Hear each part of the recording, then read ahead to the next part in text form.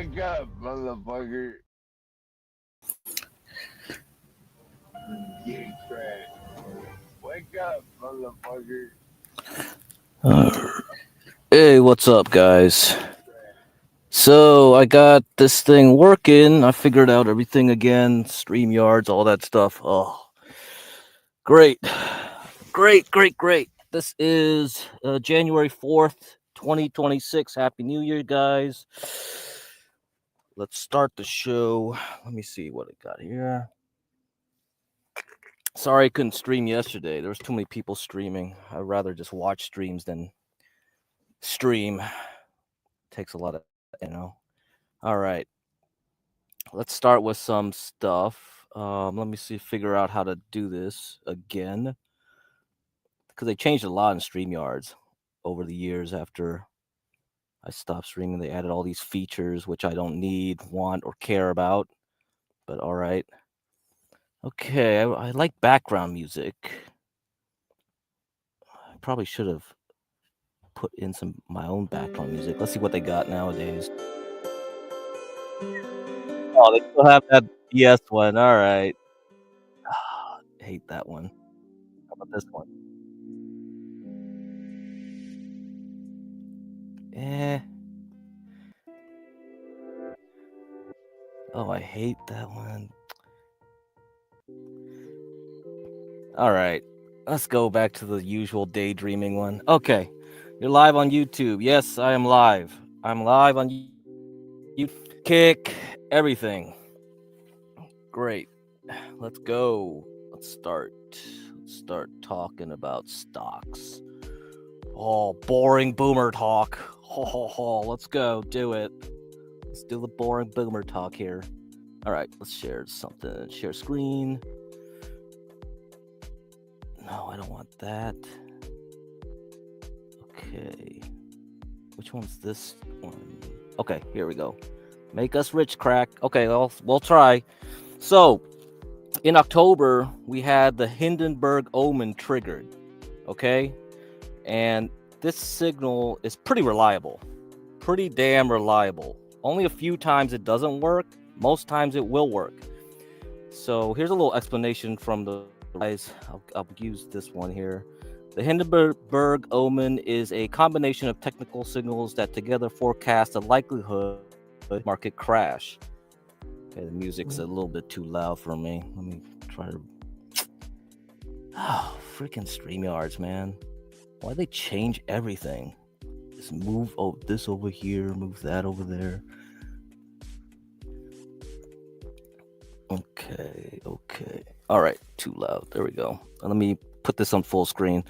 Okay, there we go. And so the Hindenburg omen is a combination of technical signals that together forecast the likelihood of a stock market crash. The technical inputs are the 10-week simple moving average, new 52-week highs on the NYSE, the New York Stock Exchange, and new 52-week lows on the NYSE, and the McClellan oscillator. So I'm not going to explain any further than that. You can read it yourself. I'll give you the link, okay? Put in chat for you. Yeah, it's ominous. That's the whole point. Yeah. Okay, good. Channel that channel. Perfect. Good. So all you need to know is that it's a measure of a difference in how the stock market is reacting. Like, let's say the S&P 500 is moving up. So from the outside, you look at the stock market, it's like look at here, right?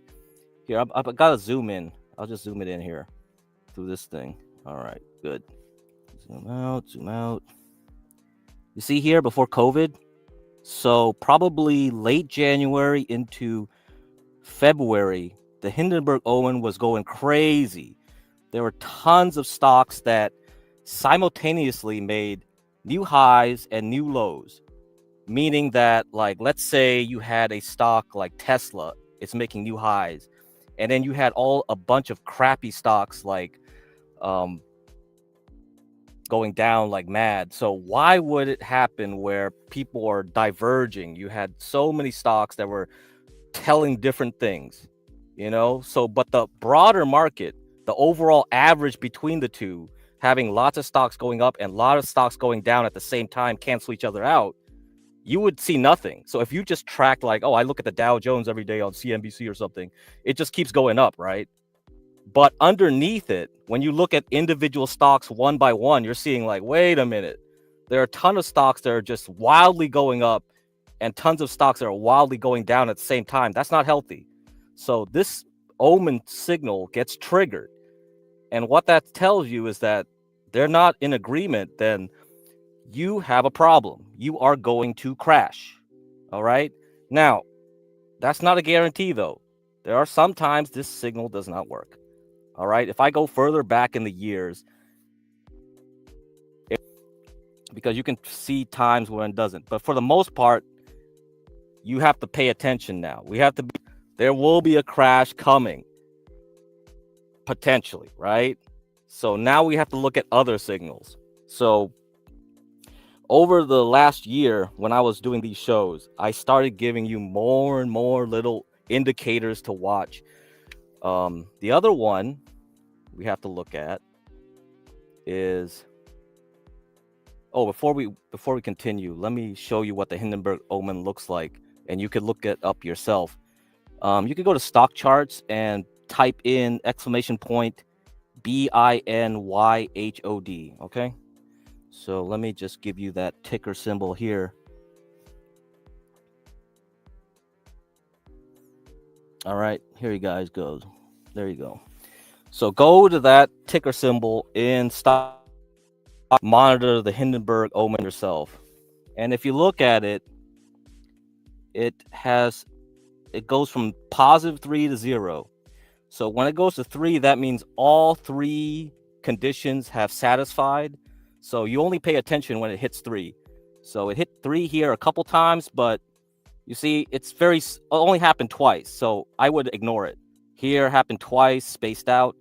Here it happened a lot. So then I start worrying, right? So this was like in 2017. So let me zoom in. And it started going higher. So the stock market started going higher, higher, higher. And then it triggered again and started going down. But what happened after that? In 2018, we didn't have a crash at the first half of the year. It kind of just went sideways. And then once it started going up again, we started getting more of these just before this correction right here in the last quarter of 2018. I believe that was like a negative 20% drop at the end of 2018. And that was because the Fed screwed up. So if you look at this triggers by itself, it doesn't guarantee you can time it perfectly. This trigger is not going to work out for you. All right. So it could do it early, like back at the end of 2017, but the real effect wouldn't have happened until almost a year later. So it doesn't mean like, oh yeah, the trigger happened, I'm going to short. It's easy. It's easy to make money. Wrong. We could be going up for another year. And then when I see the Hindenburg omen trigger again, then I'll be like, okay, maybe this time is the real top and it's time to short. So this is just probably, in my opinion, this is a warning shot. This is a warning shot. You got 1 year, probably another year until we get the real crash. So there's going to be some kind of crash that happens this quarter, but it's just going to fake out again. It's just like what happened in April when people were just freaking out over Trump and all that stuff. But the thing is, come on. It's because earnings sucked. It sucked the first quarter. So all the Trump stuff just made it worse. It just made it so that people were like, well, all the AI bubble stuff, now maybe it was the top. I don't believe in AI no more. And then all those AI people, once Trump started talking more and more about tariffs again and tweeting about it, it just caused fear in the markets and it caused a massive whipsaw. So all the people started shorting like crazy, right down to April's bottom. Okay. Now let's go to the other side of the equation. Let's look at the positive indicators. Okay. So the Hindenburg omen will tell you when there's a top. Now, how do you tell when there's a bottom? Okay. Let me go and get that, and then we'll go back to what I wanted to really talk about, the sector rotation stuff here. We need to talk about when is the business cycle and all that. Let me get rid of this stupid dialogue. Here we go. Get rid of that. I get rid of this thing. What's this big X doing here? Okay, whatever. And so let me see. Where is it? I wish I was more organized, you know.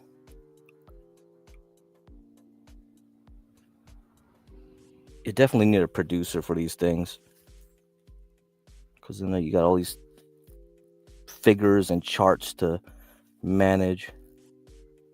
Okay, we're gonna go if we have time, because I don't want to cut into Ruby's show.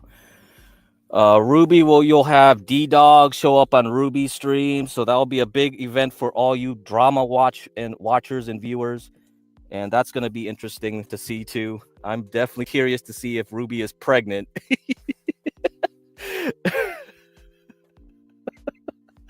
I don't know why I care about that, but okay. We also have this thing to discuss, the Brenner cycle. Yeah, okay, we got that to discuss. I mentioned this one before, so we'll have to look at it again, do a review, look at some charts here. Perfect. Okay. Let me see. Okay, so we're gonna discuss now, when do we know when there was a bottom, right? In April. So basically a couple times after that April bottom.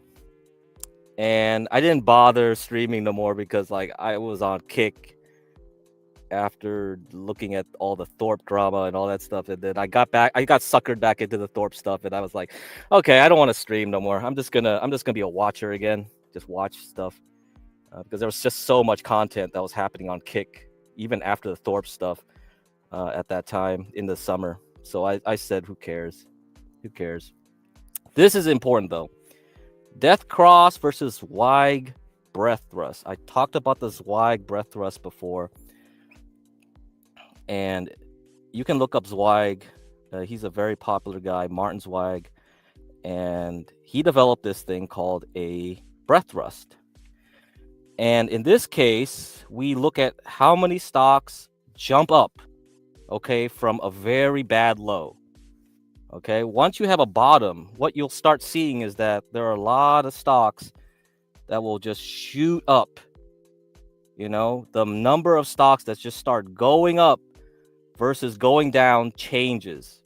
So when you have a crash, literally all the stocks will probably go down together. There are very few stocks that have positive return in the day, right? So each of the days you look at it. So at the end of the day of the stock market close, you go, okay, how did it do this today? S&P probably dropped like 3%, 4%. Then you look at the individual stocks and you go like, okay, how many stocks dropped like 0.1%, 0.2, 0.3, 0.4, so on and so forth. And if they start changing where like, even though the stock market overall is like basing down, going down, and then all of a sudden you start shooting back up, and over that 10-day period, so this is what the thrust is. So over the 10-day period, it measures the breadth by analyzing how many percents of advancing stocks relative to the number of total stocks. Okay, so this is a fraction here over a 10-day period. So within 10 days, if I see it jump from below 40%, where stocks are like 40% of the stocks are going up, to now 61.5% of the stocks going up within a 10-day period, then that rally is uniquely strong, very strong. So it's not a fake out. It's not just going to drop again. So the conditions are very tight. You have to pass this condition. So this is very rare condition to have. So very few times this has happened in the history of the stock market. So I'm not going to bore you with all this other stuff. You get it yourself. And this link is in the description. Okay, so you can look at all the stuff I'm talking about in the description. So I cited all my sources here like a good academic. and you could look at the details yourself.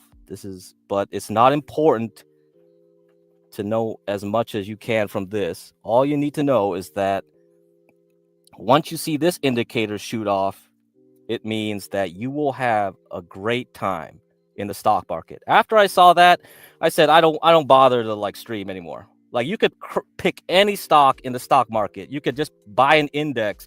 You could do anything you want. It will go up. There's going to be very few stocks that will just go down for the rest of the year. Very few, or maybe just like go sideways or something, you know? Um, so unless you were dumb and picked all the wrong stocks, you would probably be fine. So I said, don't bother. Don't care about stock picking or anything like that. You just pick whatever you want, buy and hold, trade. Who cares? It's no longer important. It's just an easy game. It's just like shooting fish in a barrel. You just couldn't lose. Once this rare trigger sets in, you won't lose. So anything else we gotta see here? I think this one is interesting. So the percent change of the Magnificent Seven stocks. The Magnificent Seven, if you guys remember, are the top mega cap stocks in the S&P 500 that people always keep looking at, because these 7 stocks make up 40% of the S&P 500. Okay? Think about this. 7 stocks control the way the whole stock market moves. The rest of them probably don't have much of an effect at all. Okay? If Microsoft goes up and down 2%, it will probably make the S&P 500 go down up and down 0.5%. That's basically what it means, right? Something like that. Now, let's look at how they were in April 8th. Like that was probably near the bottom or the bottom. I think so, right? So Microsoft was like negative 14.5%, and then you go all the way down the list to Tesla, negative 38.5%. And then when you look at it to April 25th, when this indicator shot off, it went positive 10.5% for Microsoft, all the way to positive 28.4%. So when you have a real bad time, and then within a short amount of trading days, you have to remember there's no trading in the stock market on the weekends, right? So unless you're doing futures, we don't count that for this qualifier. We just look at the trading days, the real trading days from Monday through Friday. And that's not many days between April 8th to April 25th. And when you have this big change like that, yeah, you're good to go. You're good to go higher. All right. So that's what basically this Y breadth thrust essentially means. You just want to look at, okay, how low did it go from a certain date to how high did it go in a later date within 10 trading days. Okay. 10 trading days, meaning 5 days a week of trading. So that's 2 weeks essentially. You have 2 weeks to prove yourself and fire this shot out. Okay, let's continue on. Here we go. I'll give you here the statistics of how good this signal is, and this is why people believe it and why it's just like no brainer. Once you see this signal shoot, don't think anymore. No more thinking. Man, I don't think this thing archived the images correctly. Oh, too bad. Okay, I'll just go to the main site. Okay, whatever. Cookies. Okay.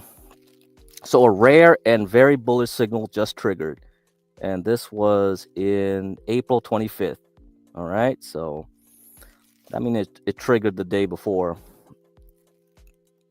So if you look back all the way to World War II, essentially, or just pre-World War II, we got, how many times did this signal here? Man, well, they make these things low resolution too. Good job, guys. All right. So probably 1940s. Okay. So sometime before that, 1950s here, 1960s, a couple there. So we only have about 6 signals over the past 20 years from 1940, 1960. 1, 2, 3, 4, 5. Another 5 fired off in 1970 to 1985. And between 2005, 1, 2, 3, 4, 5, 6, 7, 8, 9, 9 in 2005 to 2025. So 9 signals in the last 20 years. So that's how rare it is. All right. So once you see that, you're like, I'm done. I'm done. So I didn't need to do nothing. And so you know what I did? This is what I did. Once I saw that single trigger, I go, well, what's the most sensitive stock to Trump? What's the stock that will really roll up? You have to look at Trump and AI. So if everybody thinks the market is doing well again, and people start chasing and hyping everything up again, which area of the stock market do you think would do well into the end of the year? Which one? Right? That's your question, homework question to answer. Well, guess what? Guess what? I'm still waiting for Nvidia to dip so I could buy. Yeah, it will dip in the first quarter. So don't worry, that one will dip. I'll show you a chart after showing you some projections of the cycles for Nvidia. But for now, we're not going to do that. Let me see. I'm going to stop sharing this screen, share my other screen. So I'll let you guys think about that question, though, right? But I mean, the answer is here, essentially. So what's this chart am I looking at? What's this one? So what's this one? What's SOX over NOX or NDX? What is that? What's this chart I'm showing you guys here? So what this is a ratio chart, a relationship chart between semiconductors and the NASDAQ 100. Okay. So it shows you how strongly the NASDAQ 100 is overperforming or underperforming the NASDAQ 100, the overall tech market. So just the semiconductors. So I just want to see how strong are the semiconductors compared to the broader tech market. Now, let's look back at COVID, right? Let's see here. So it was following the NASDAQ. It wasn't doing anything. So during the COVID time, it was going sideways. Then around August, it started outperforming the NASDAQ. But for the most part, it follows the NASDAQ, right? So you can say like from 2021, it's just following the NASDAQ pretty much because it wasn't really breaking out of this channel here.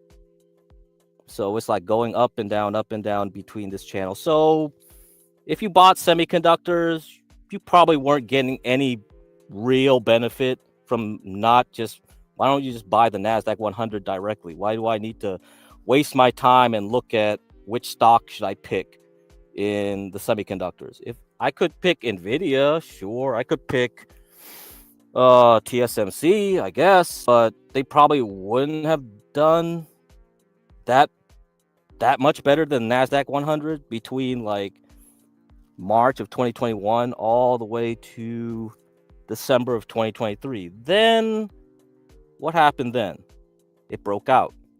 So sometime in October to December of 2023, the last quarter of 2023, then I would have to be thinking, so should I buy Nvidia? So that's the question, right? So that's what you're going to have to ask yourself. When should I be a stock picker and when should I not care, just buy the index? Now, if you look at here, in 2024 of July, we had a big failure. So you got this in the mid-July, 15th of July, that week. And then all the way down to the last week of July, we had this into August. We had this happen. And then since then, it just went down. It was underperforming the NASDAQ 100. It was underperforming. This was a great time to short some kind of semiconductor stock. One of these semiconductor stocks probably was like going down really badly. So you would probably pick a crappy small cap semiconductor stock to short and just ride it all the way down into here, April of 2025. So in April of 2025, guess what? It starts outperforming. And that's when I saw the Zweig breath thrust right here. April, late April, I decided, that was the bottom, right? Now, why don't I just load up on leverage semiconductors? So I just bought this. I just bought SOX L. So if you bought SOX L and just loaded the boat. So I bought a little bit when it really was the bottom, but when I saw the Zweig breath thrust hit, I decided load up even more. And you go, and let's say you bought here, bought a bunch of them at 11. You went all the way to 46. You got a 300% return. That's it. No brainer. No brainer. Turn off your brain. You see the Zweig breath thrust. You know, Trump is against China doing semiconductor stuff because he's like, oh, you block mergers for semiconductor companies, this and that. And then you have this other AI boom. Oh, AI is great. AI is great. They're going to keep talking about AI forever for now. It's just like, all right, you know what? This is the easiest sector to just buy everything, load it up, leverage the shit out of it, and just go up. That's it. And you got instant 300%. That's all you had to do. Okay? That's all you really had to do. There's really nothing else to think about. And so essentially, that's why I didn't bother. Don't need to think. You just do that and you're done. Go home. Go home. Go spend time with your family. Don't worry about this shit. Don't waste your time thinking about it. So in certain times of the stock market, there are times like these when you don't have to think too hard and you'll just make a ton of money. And that's it. Don't need to do a damn thing. Okay? But we're entering a time where we're going to have to start thinking again. Because guess what? Look at this ratio. Look at the ratio here. Let's go back to the ratio chart. SOX over NDX. Where are we at right now? We're right here back at the top, right? We're right here back at that top. That's the problem. This past week, we started the New Year's with a big bang in the semiconductor sector. It was one of the few sectors that was up from the Christmas till now. So it's still going strong. Which of those stocks is actually moving up that well? Is it Nvidia? Is it Nvidia? No, it's not Nvidia. Okay, well, who could it be? Is it Intel? Is it Intel? Intel's doing better than Nvidia, but no, surely it can't be that. Oh, wait. It's RAM. RAM. Everybody's whining and complaining about memory prices. Oh, it's RAM. It's just RAM. And so, how well did Micron, MU, do from April till now? 375%. God damn. God damn. Why did I bother buying SOXL? XOXL is just 3 times leverage of the semiconductor index. Why didn't I could have got a little bit more if all I had to do was buy one stock and one stock only. I should have just bought this one. What the fuck? Damn, it did better than SOXL. Oh, man, I just did not expect everyone just to be really believing in AI. AI. Oh, lordy. And you know what looks like this chart? What looks like this chart too? What looks pretty similar to this chart in the commodity sector? What is everyone talking about? Silver. Doesn't that chart look familiar? Why does Micron kind of look like silver? Well, because memory chips are a commodity. They are basically like silver. Silver is a industrial metal too. You know, silver is not just for people worrying about the collapse of governments or whatever, like gold is. Gold is just that. Nobody uses really gold for industrial purposes except for a few very niche products. It's actually silver. Silver is used in a lot of places. They used to use silver in teeth filling, right? Man, I should just go to. I probably shouldn't go to my dentist and be like, well, could you use silver this time because it's fucking goddamn expensive. So hell no. Just use mercury, baby. All right. So, speaking of mercury, let's look at copper. Copper. How about copper? How does that look like? Yeah, it looks kind of similar, but not really because you had this huge copper crash in July, which is funny because I believe it was like Goldman Sachs or one of those, small hat institutions that told everyone to buy copper. Guess what? Just when they were telling people to buy copper like crazy, guess what? They put this crash in, and well, we went back up, and we're back here. So all right, guys, copper recovered, but is it done recovering? Are we just going to go sideways, down, or up? Are we going to break out? Well, that's a good question because that will change how I look at silver too. So silver, copper have a relationship. They're both heavily used industrial metals. Okay, silver is just more for more boutique purposes than copper is. So I have to wonder with Micron also doing the same thing. We have to really think about these things in the new year. Okay, guys? So that's why the title is Micron, Silver, and Copper. Those three things matter. Anyway, you got a super chat here. Yo, what you think about MicroStrategy? And I told people to short MicroStrategies long ago already. Like, you know what? It's too late to short MicroStrategies. It's done. It's done for now. Dude, if you want to short MicroStrategies, you gotta wait. Now you gotta wait. You gotta wait again. Because what's gonna happen is this thing is gonna recover to maybe 246, and then I'll probably short it again. Yeah. So that's when the real Bitcoin crash will happen. Once this thing recovers, then you'll know. But otherwise, bro, after it did this in July, dude, it's done. This was toast. You just start shorting here. So I shorted here, got out here. When it did this, when it bounced back to these lines, okay, that's what these lines are. These are the moving averages. That's why you use them. It's freaking easy. It's child's play. When you go up and down through the moving averages, then you know there's some issue going on. Because once you had this top, right? You had this top. This is a weekly chart here. November 2024 was the last high up to 5 something. And then you had this second top here the next week in Thanksgiving week, 440. 440 was your baseline.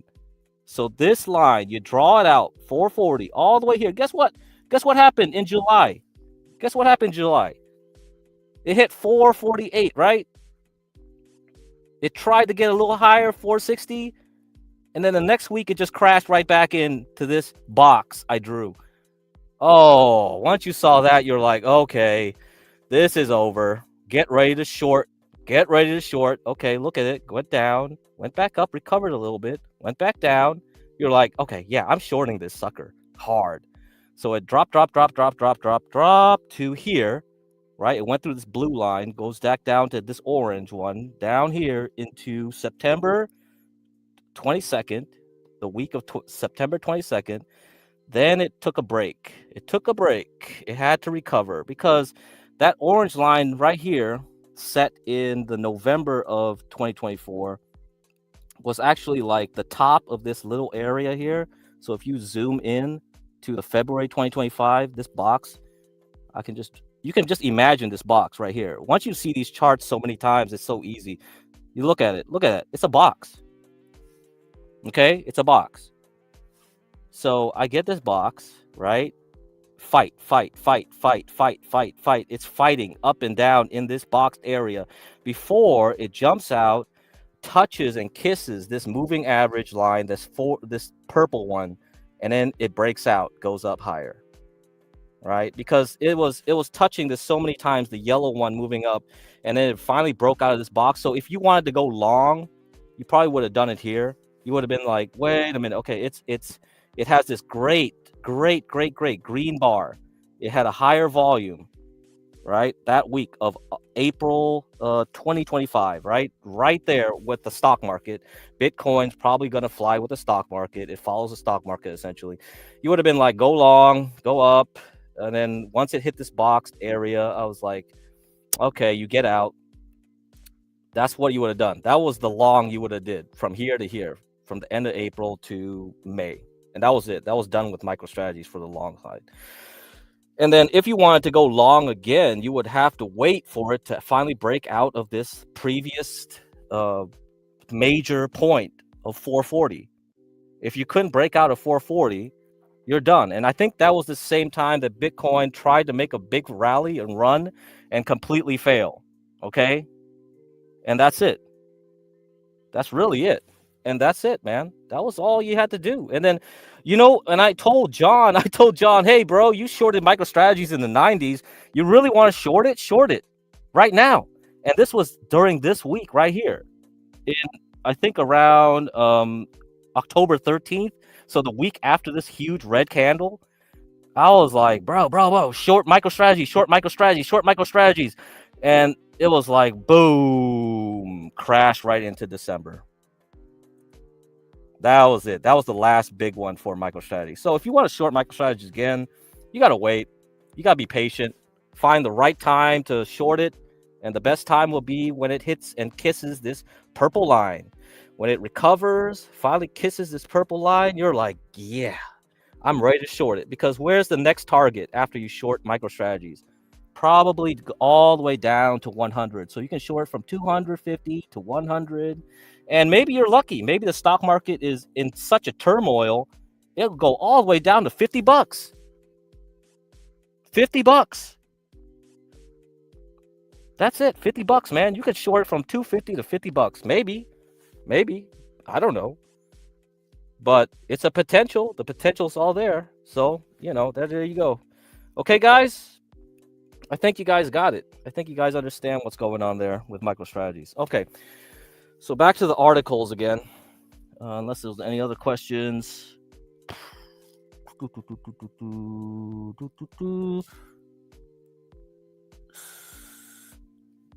Nothing. Yeah, that's about it. Okay. So somebody asked about Nvidia though. I remember that. So I might as well get to that one then.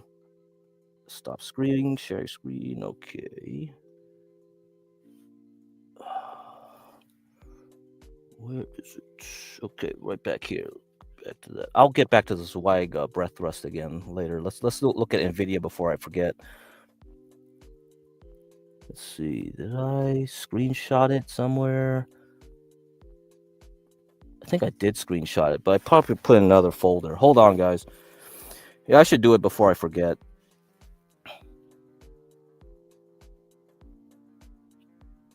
So this is from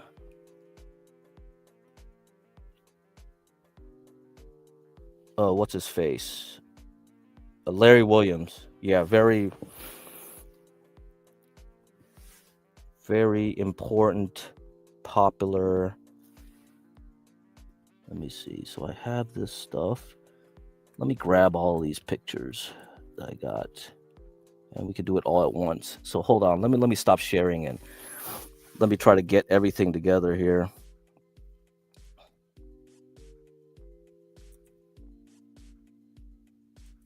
Okay. Put it in one folder.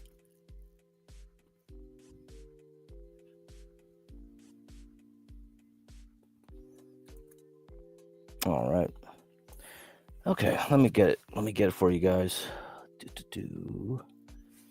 Video forecast. Good. You need that. And what other ones you need? You'll need these.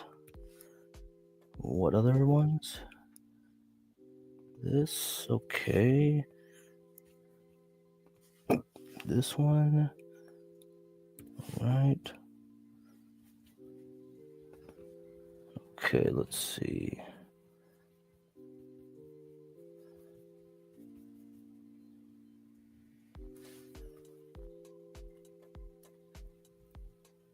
Okay, got that.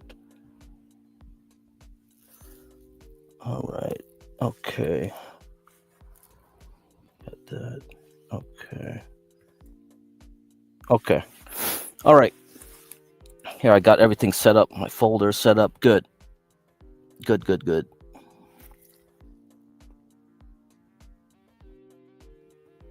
Yeah, I wish I had a producer, guys. Sorry. You know, I'm just a one-man show right now.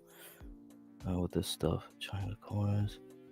No, I don't want to show the dumb thing here. That's not right. Show this. Share screen. Okay. All right. Yeah, this one. Okay.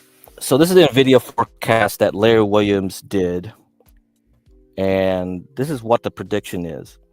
So in 2026, for the first half of the year, it will do this.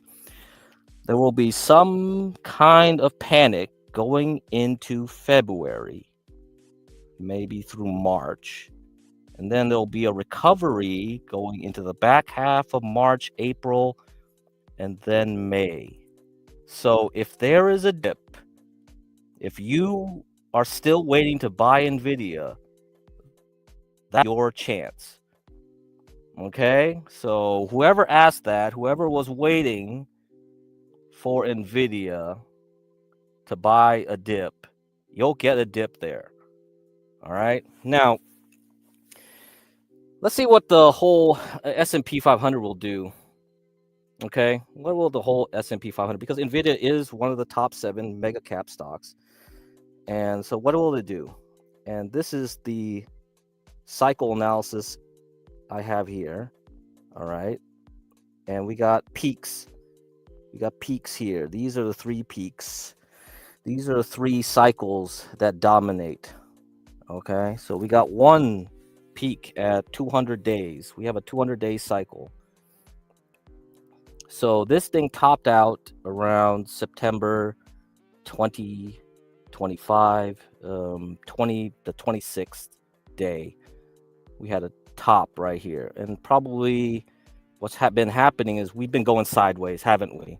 You really haven't gotten anything higher than what was made in October. We kind of made a slightly new high, I guess, in December, but not much higher than what was done in October. So we've been going sideways.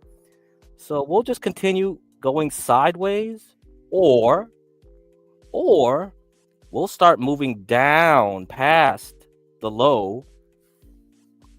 Okay, the low that was made here in November 20th or something like that, right? Just before Thanksgiving, I believe that was the last one, last major low. And so if we drop below there and there's a big panic going into February, that'll be your chance. That'll be your chance to get it. All right. That's it. That's it, baby. That's all you gotta do. That's all you gotta wait for. And so you can short it. You can definitely short Nvidia for sure if you want. But I rather would just short Micron. Why bother with Nvidia? If I thought semiconductors was gonna make a big drop, why wouldn't I just short the king? The king is Micron, not Nvidia. The king is RAM. Kill the king, baby. You want to short? You want to make some real money? Short that. Short Micron.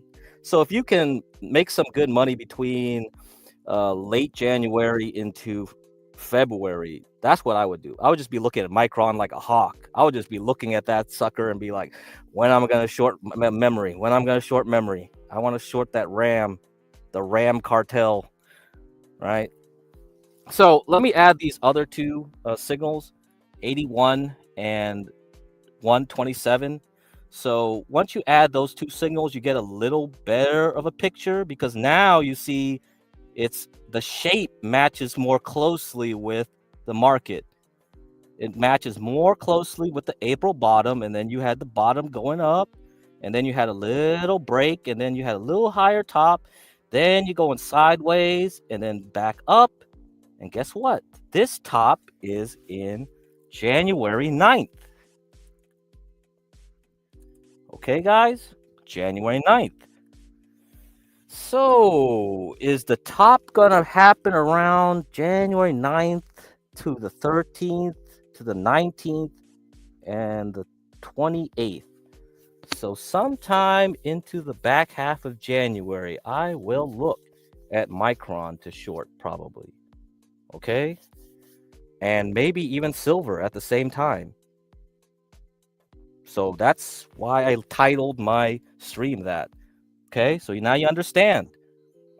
So not only you should understand when you should do, if you do shorting, you got to time it well, because I don't want to waste my time thinking about stocks.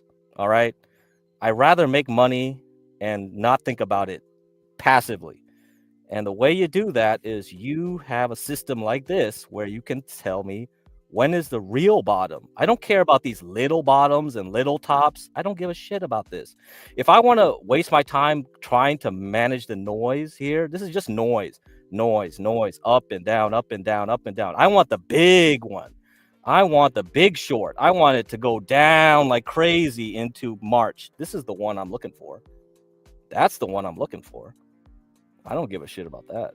Otherwise, I'm going long. I'm just buying the dip and not even caring. Okay. So that's what you got to think about. Anyhow, done. I think that confirms your little answer about Nvidia and stuff, right? Okay. Let's look at another thing called the global leading index and financial index, or whatever it's called, the liquidity of the central banks, basically. But we'll look at that later. We'll get back to this. But let me finish the Zweig breadth thrust. So going back to the Zweig breadth thrust, a rare and very bullish breadth thrust signal just triggered. So this is why when I saw this in April, I didn't bother streaming. I said, fuck this shit. I don't care anymore. I don't need to tell anything to anyone. It's just like you just buy something, it'll go up. So this is all the statistics, and you can look at the description in the video, and I give you the links to this stuff. Okay, so you can look at this yourself. But in general, this is what you should know: the average 12-month return after a breadth thrust signal is 23.4%. Median, it's 24.8%. Not much difference there. Okay, so about 24%, let's say 24%. So after you see that signal, you get a 24% return on the index. So that means the S&P 500. That's all it is. So let's look at what the S&P 500 is doing right now. Let's share screen. Okay. All right. Okay. Let's go back here. Okay. Let's look back at the S&P 500. So I'm gonna get rid of this. Okay. And so the breadth thrust signal fired around April 24th, and then people started talking about it the day after, Friday, April 25th. So this day was when the breadth thrust triggered. Okay. After that, you would have been like, coast is clear, no more shorting, market is just go long, go buy the dip, who cares? And guess what? After that signal, how have we done in the S&P 500? How have we done? We hit the top here, 25.96%. So we did it. So after that signal hit, we made it past 24%. So we've hit the average performance after a Zweig breadth thrust. We're done here. We're done here, folks. You got your returns, okay? You should be happy now. Go home. You made your money in 2025. Don't be greedy. Don't stick around for 2026. Wait and see what's going to happen the first quarter. Then decide if you want to jump back in.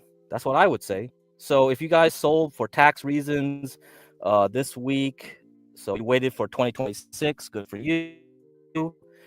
The next time we need to worry about taxes, April.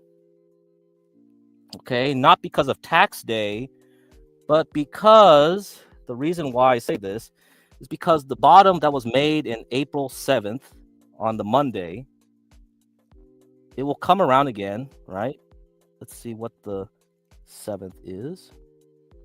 Tuesday, April 7th, 2026. So people that are waiting for long-term gains, so the people that bought at that bottom are waiting for this day to sell because they don't want to get short-term tax gains considerations for their positions. So there are still some people that will probably wait until April to sell for long-term gains. All right. So what's going to happen now is like between now and then, there's going to be people that are going to get worried. They're going to be like, oh shit, what is the stock market going to do? Okay. What is it really going to do between now and then? Because I want to hold my positions and wait till that day. And there's going to be people that are getting really afraid. I bet you really afraid because let me see which thing I should use here. I'll use this. Yeah, let me use this. Let's say it does this. Let's say we do this. Let's say we drop to here. You think they would sell then? You think they get panicked and sell then before their tax considerations? Because let's say they held their S&P 500 index up till then. They still made about how much if they bought right at the bottom? 33%. So they probably be like, well, I lost like maybe 5%, but I don't want to pay the tax man, so I'm going to keep holding. Well, what's going to happen if it starts dropping below that? Will they start panicking and say, uh-oh, that's as much as I was going to pay the tax man, and I'm going to start panicking and getting the hell out? What if it's like that? What if we're going down here, huh? That's about 7 point. You know, the reason I'm drawing it like this is because this is the last bottom here. So I'm just looking at the chart. I'm going like this. You see that? So it's like, let's say it cuts through that line and goes down there.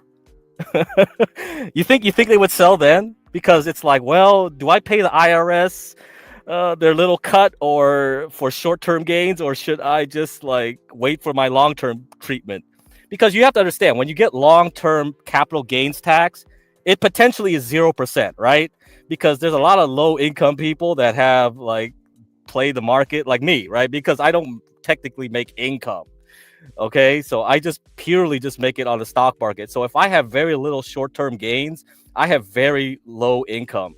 So it's just the capital returns I make from my long-term positions. It's just like I don't need to make that many short-term trades or anything like that. Then my income is very low, right? Something. Or I could just hide in an LLC or do some BS like that, I guess, if I really cared about trading that much.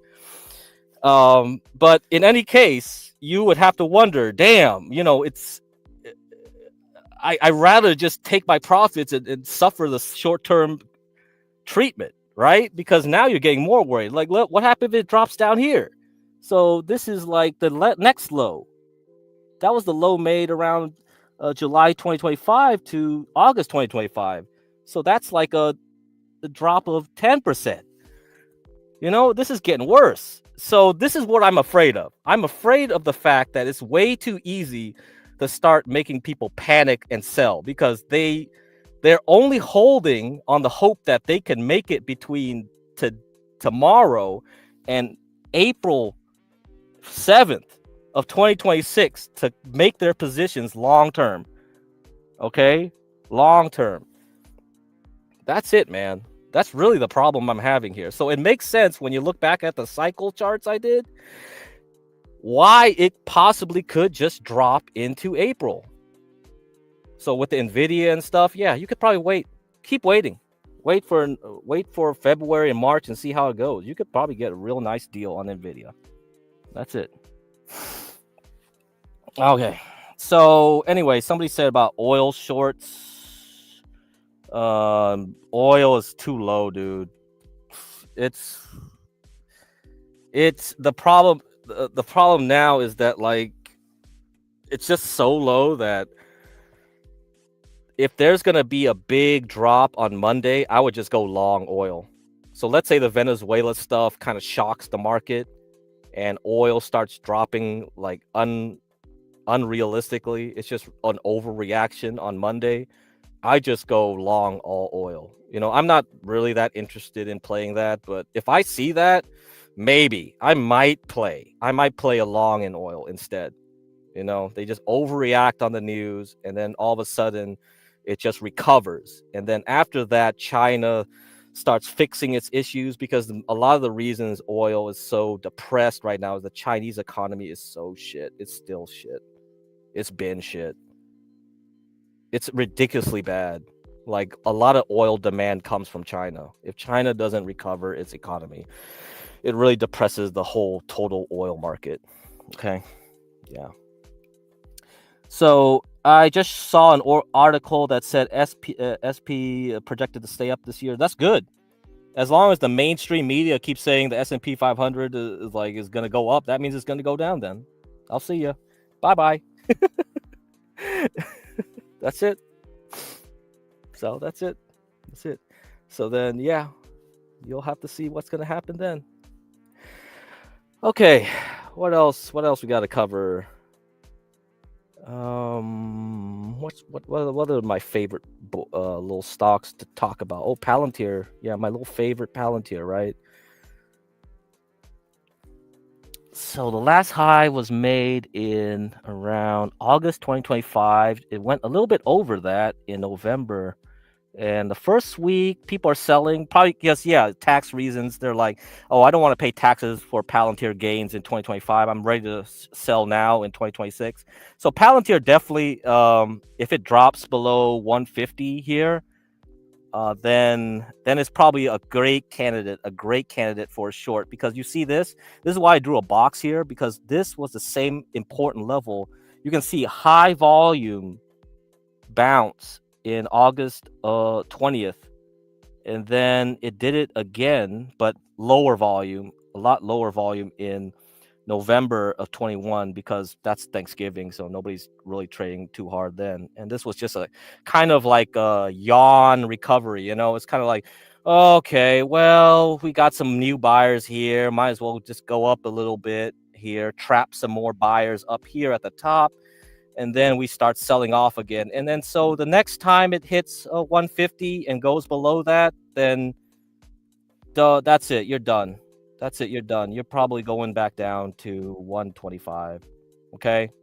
So yeah, that's another thing. But I rather just short Micron. Micron is just more interesting right now. But yeah, you could short Palantir too. You could do the same thing with Palantir. But we'll see. Yeah, we'll see. Let me see. Let me see. How much could I get? Let's see. How much could I get shorting this thing here? Let's say I short around here to here. 28% down. Yeah, that's okay. Like, let me see. Compared to Micron, how much could I get? Micron. Let's say it goes a little bit higher, right? Let's say it has a little bit more pump to it. Let's say it pumps up to 340 or something like that. I think it'll cut through here. So 50%. Yeah. So yeah, I'd rather short Micron. I think I could short that one.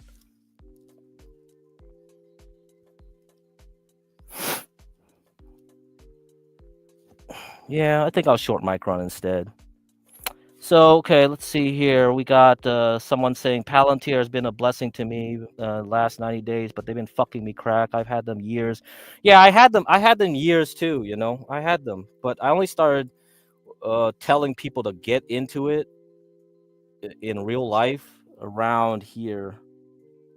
So I was in early so after the IPO, I was waiting for the drop back down to the original price here or lower. So it was real nice because you had the bear market in 2022, right?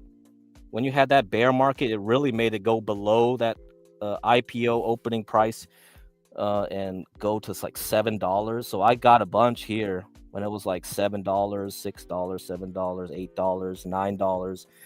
Then when I started seeing this nice little cause, you could call it a cause.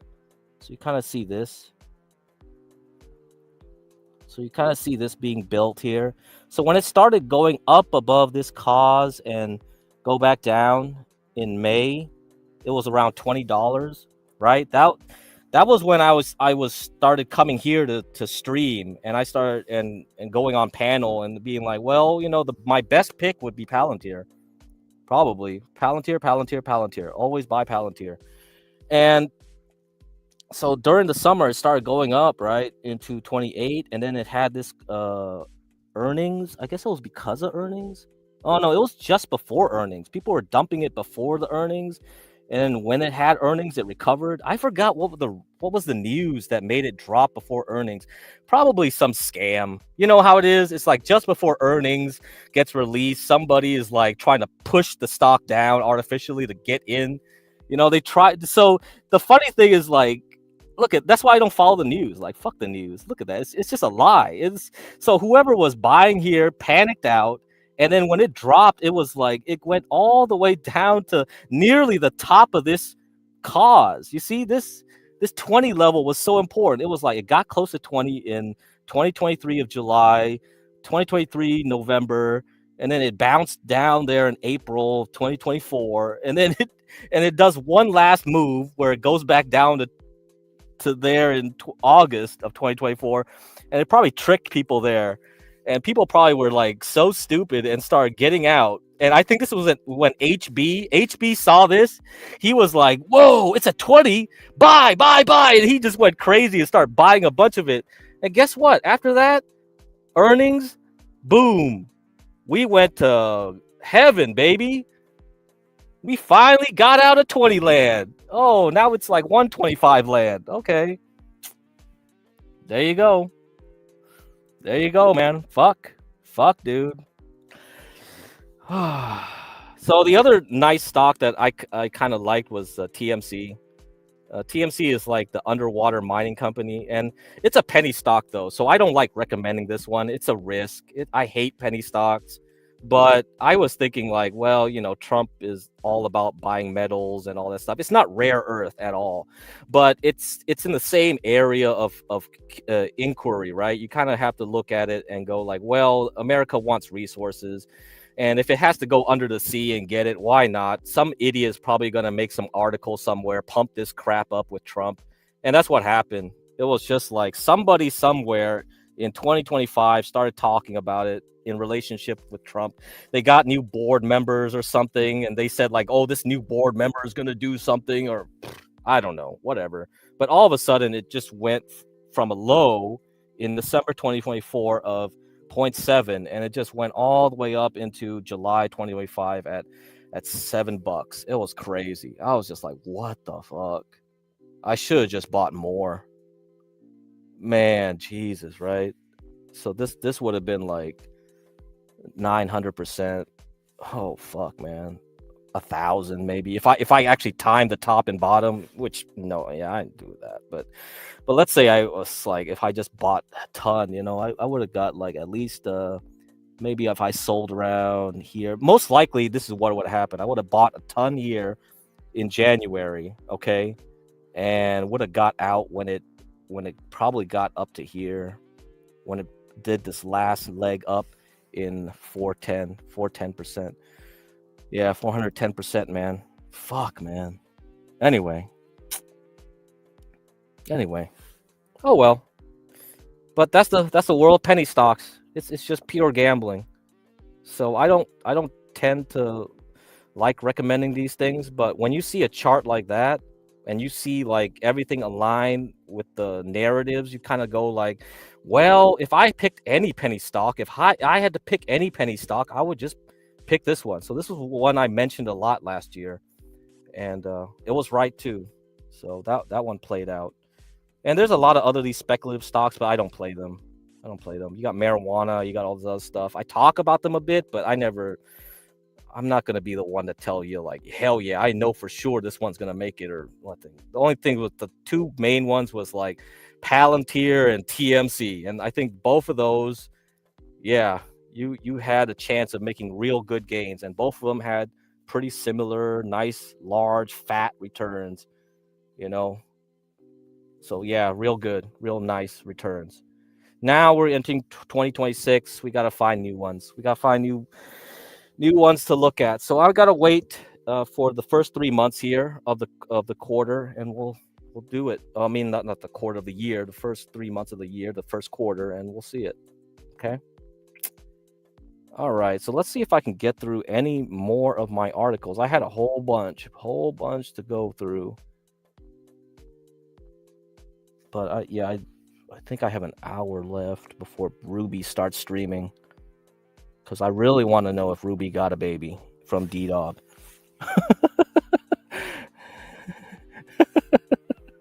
D-Dog. Oh, yeah. So if marijuana, let's see. Okay, so somebody in here is interested in marijuana right here. All right. So if we want to look at marijuana, so this is the ETF I use. I'm not going to tell you about any specific marijuana over-the-counter penny stock. I just use the ETF. It's much easier to use. I don't really care about which company does well. I just put them in a basket, no brainer. So if you look at this chart, okay, guys, let's see what's up. See what's up with this. Okay, you see a bottom here, right? April of this year, you went up with the stock market, but failed. So this is one of the areas that you would have not made much money on if you just bought it from April, it went up, and then you just sold it right back to the guy who sold it to you at June, and then after that, it just went back up again. So for the most part, yeah, it's not really easy to call this one, right? But here, you got two bottoms. You made your double bottom here. And then you finally started moving up again, and you break out of the top here. Okay, you made your base, good base. So once you see this, you make another return right here at that level, and so $3. So you have a lower base at 2, you have a second base at 3, and what you doing here now? Okay, well, I see this. Well.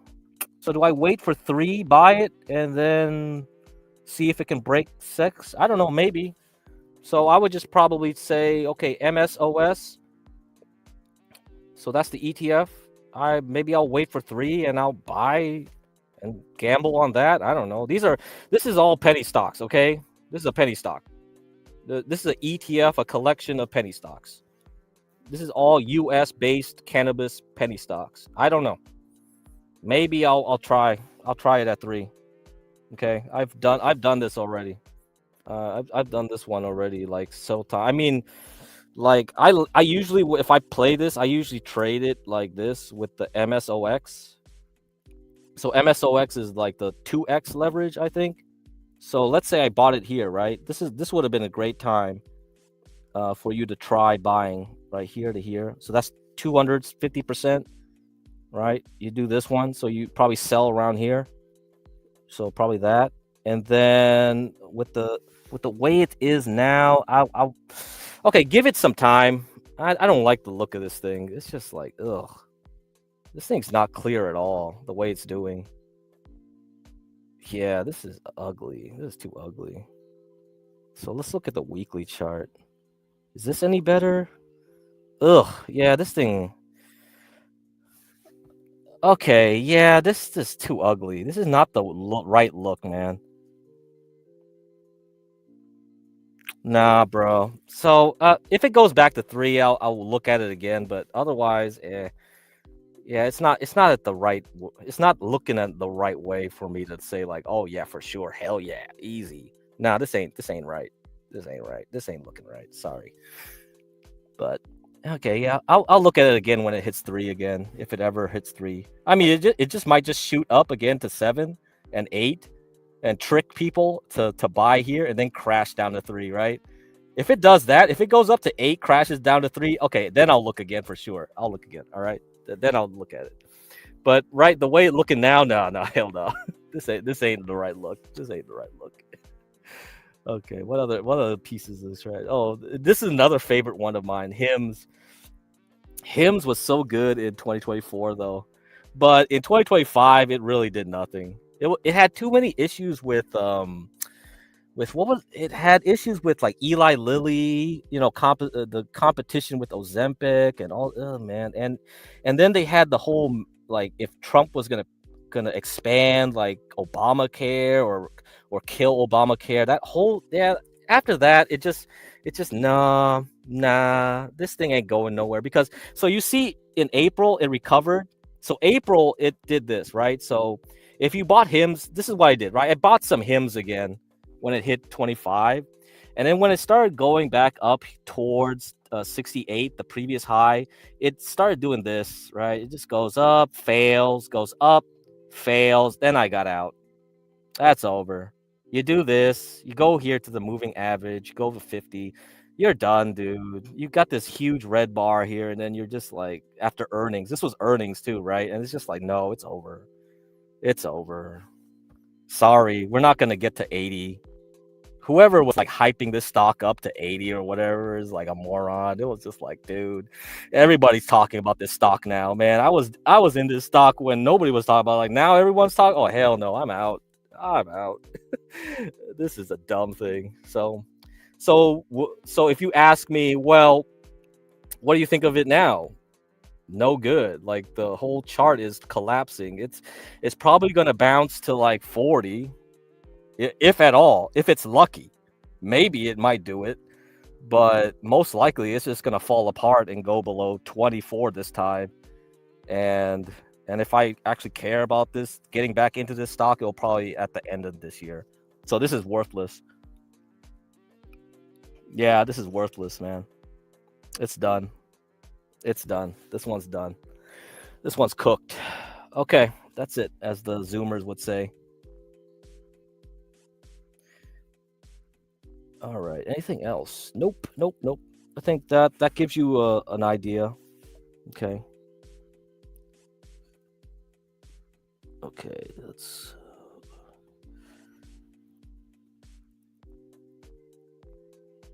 All right. CDs are shit. You can tie up 70K for 18 months to make the 3Ks. Yeah, CDs are shit. Yeah. That's boomer investment.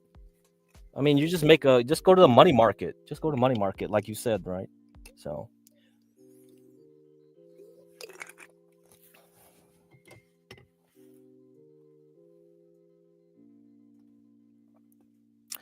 Okay. Let's go look back here. Anything else? No, yeah, you can look this up yourself, guys. This one's I already gave you. Let's see what else. Okay, let's talk about the global liquidity cycle. This is another thing you got to worry about. Okay, let me introduce it to you guys. This reports look at the origins, definitions, and outlook of global liquidity. So this is an important thing you have to know about the central banks. Are the central banks printing money or not? This is the question we must ask ourselves. The earliest things you learn often stay with you. Our key insight came from the bond markets and specifically how the U.S. Treasury yield curve reacts to the cycle of funding liquidity. We learned this decades ago at Salomon Brothers, and it stuck. More liquidity induces steeper yield curve, less liquidity meaning a flattening curve. The latest steepening of the yield curve confirms that U.S. liquidity has been improving for some months. So this was written in 2023, all right, guys? So this is old article that I'm just pulling out here to give you an explanation of what a global liquidity cycle is, okay? Because this is a cycle you need to pay attention to. Evidence the chart below, all right, where our index of U.S. liquidity has been advanced by 9 months to show that it is predictive. It filled the coffers of Salomon's traders, but for years we puzzled over why this linkage should exist. So what this means is that the orange curve here is pushed forward 9 months, and it aligns with this yield curve. Okay, so that's what the first paragraph was. And I'm not going to explain to you what a yield curve is and all that. You got to go look back at my old videos. The best explanation relies on term premia, the compensation paid to investors for holding interest rate risk. Term premia are a main factor driving the slope of the curve. The efficient market hypothesis tells us that term premia should be negligible over the long term. Huh. So, efficient market hypothesis, I also explained in my videos before, which is what the intelligent investor, if you look at that book, The Intelligent Investor, that's what it's about. It says, like, don't bother trading the market. Trading is stupid, fool's errand. It's random walk. It's all noise. It's unpredictable, whatever. Okay, that's what efficient market hypothesis means. So if you believe in that, if you believe that the market is efficient and that there shouldn't exist any discrepancies in how the market prices in stocks, bonds, gold, silver, then this term premia should be negligible. However, they fluctuate over most investment horizons. Since year 2000, some 80% of the variation in 10-year treasury yields can be related to term premia movements. Oh, according to the ACM bond data provided by the New York Fed. One reason term premia vary is because they reflect the excess demand and supply for treasuries. Oh, wait. So demand and supply are not in sync? Oh. Can I take advantage of this information? Oh, probably, right? Well, let's continue. In periods where there is excess supply of treasuries, term premia are typically high and positive. In periods of excess demand, they tend to be low or negative. Treasuries are often held by banks, insurance funds, and major investors because they are deemed to be safe assets by many regulators. In other words, they are liquid and their prices should be largely predictable. Why are term premia linked to liquidity? During periods of tight liquidity, when systemic risks are high and defaults more frequent, the demand for safe asset increases and term premia tend to fall. Equivalently, during periods of abundant liquidity, the reverse occurs, and investors switch out of safe assets into more risky investments such as equities, stocks, and corporate bonds. Oh, well, Apple bonds pay about like 8%, right? Good ones. So that's nice to get 8%. Much better than a market fund, a money market fund. Anyway, hence, rising liquidity is associated with increasing term premia. Because term premia have greatest impact at longer duration bond tenors, this explains why the yield curve steepens. The term premium on a 3-month bill is negligible. Admittedly, this description runs counter to the traditional QE quantitative easing narrative, which argues that central bank bond purchases push down yields by bidding up prices and so reducing term premia. Okay. This argument relies on increasing scarcity of treasuries available for the private sector. It is hard to argue against this as a fact in the short term. However, beyond a window of days or weeks, the evidence runs much the other way. This is because what is ignored is the second round impact of rising central bank liquidity. Injections. Okay, this is like a booster shot. The corollary of EQE purchases on the private sector's demand for safe assets. More system-wide liquidity reduces the attractions of safe assets. In short, the demand curve for safe assets shifts leftwards, causing treasury bond prices to fall and yields and term premia to rise. Okay, so this is the summary of this is that the central banks, you guys make memes about money printer go burr and all that stuff. Well, that's where all that stuff comes from. All right. So I'm not going to go any deeper into that. This gets more mathematical here, but the gist of it is this thing. We want to time this cycle.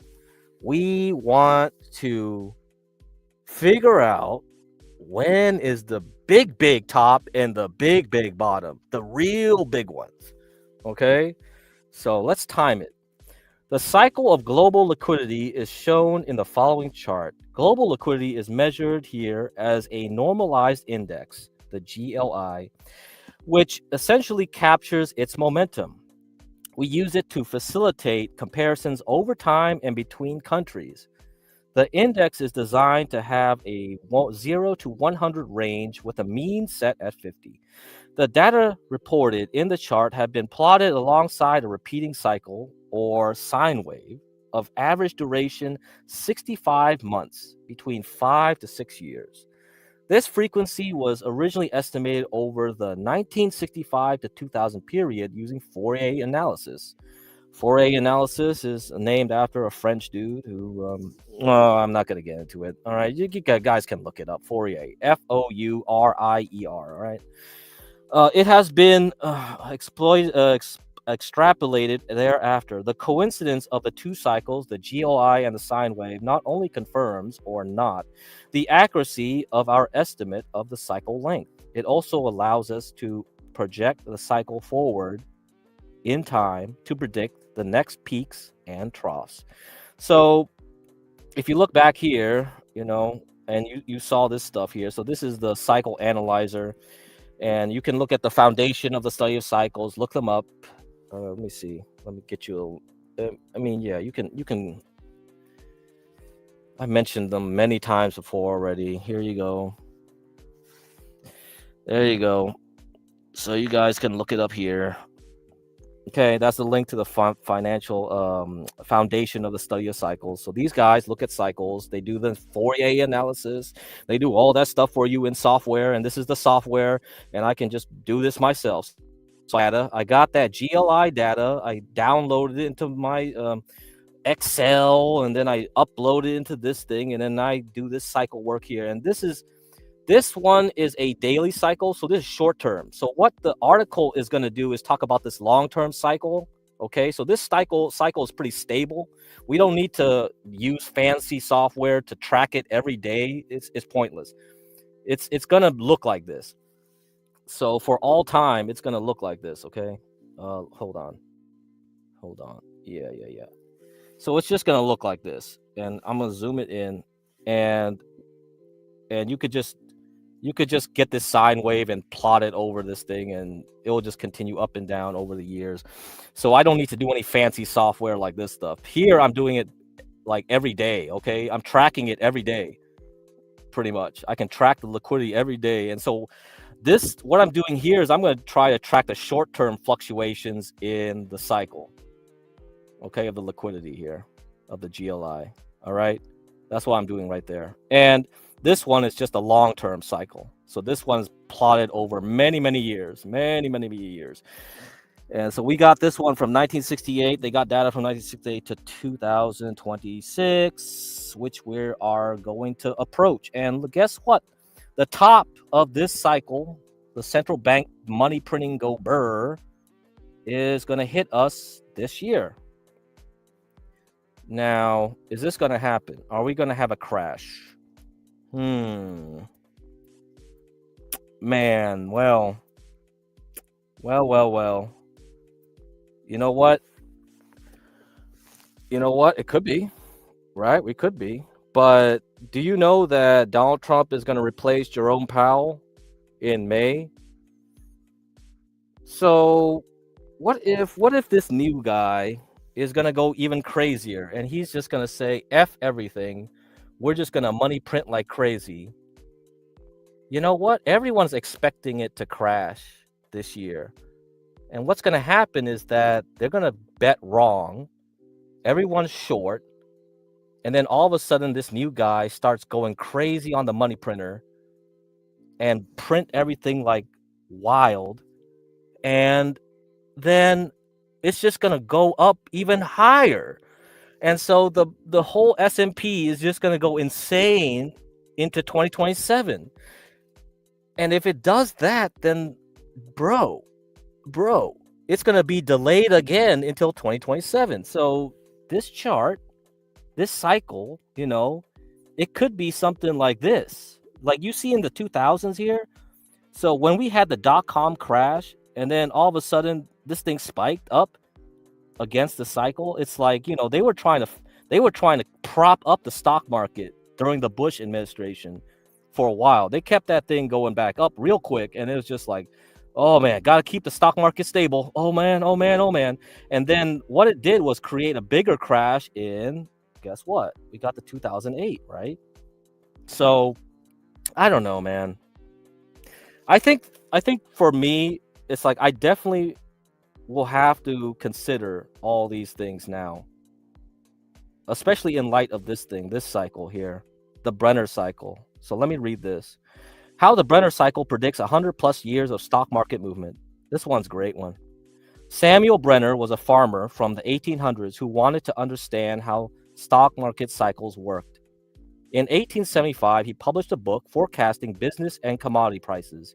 He identified years of panic, years of good times, and years of hard times.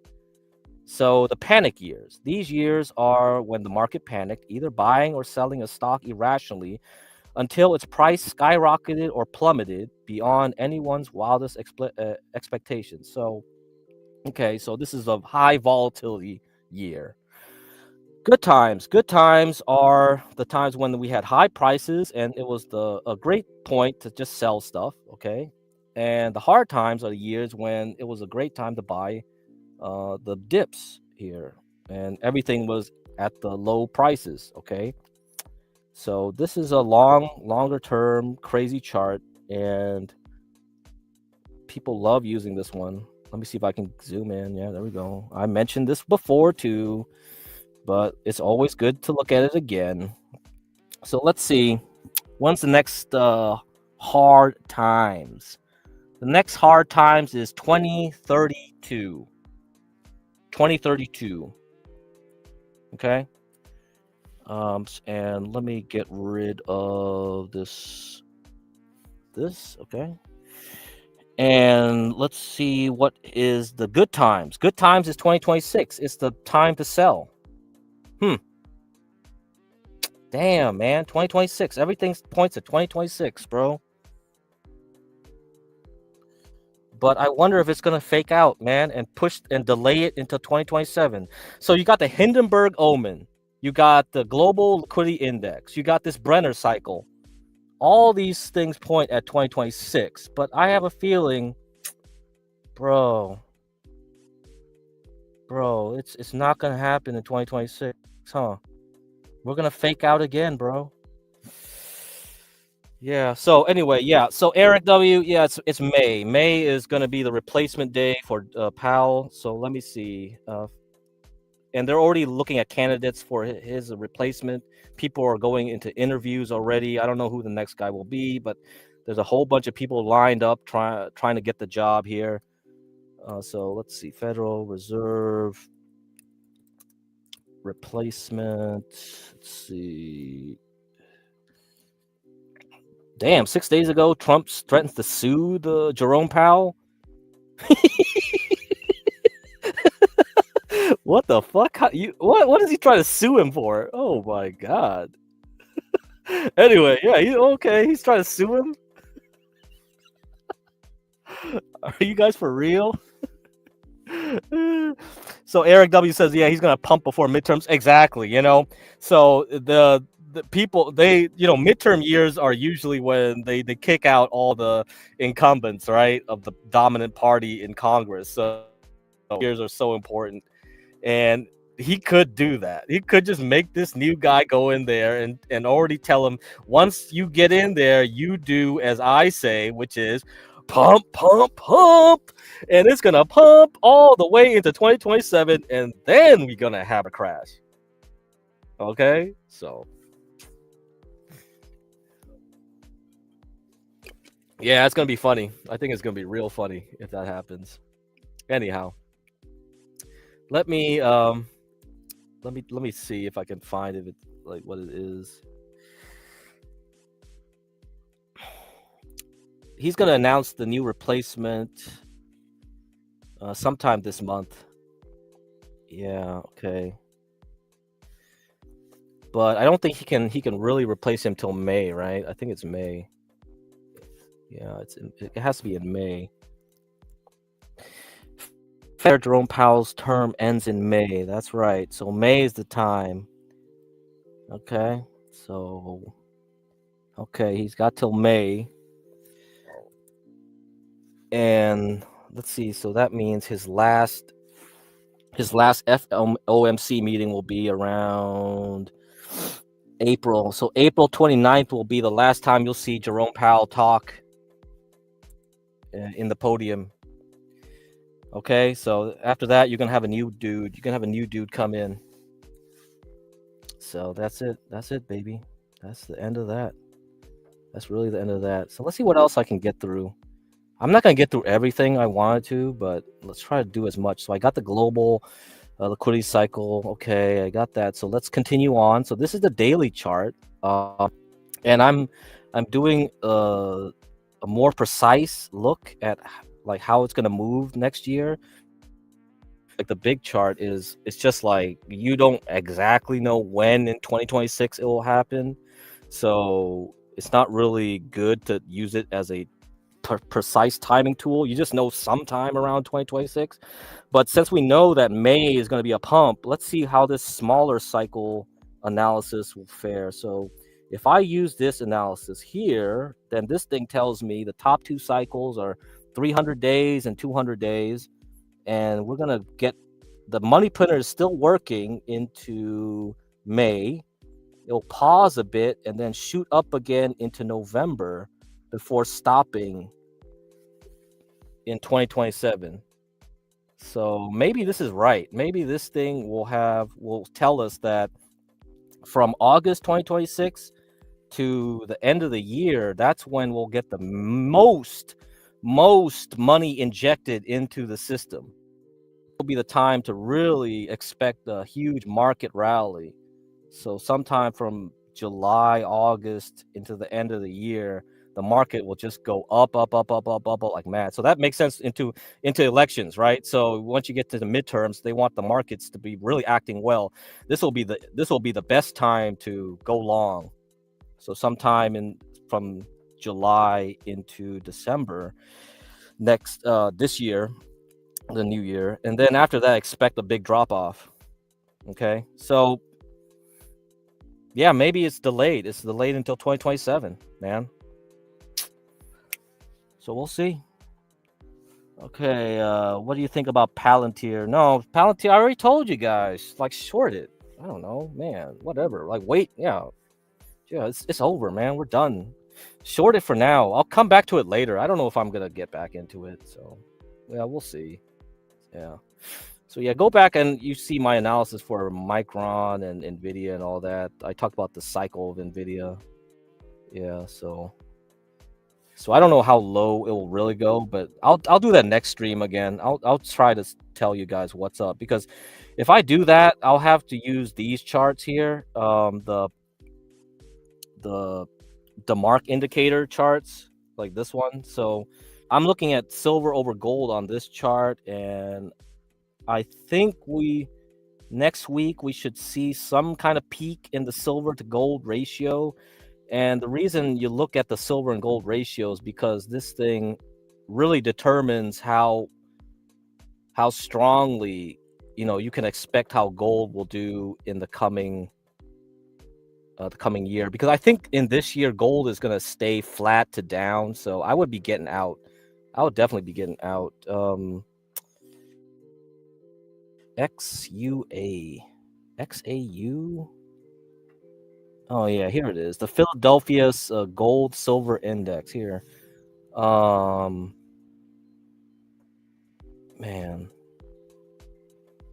Okay, maybe a couple more weeks, huh?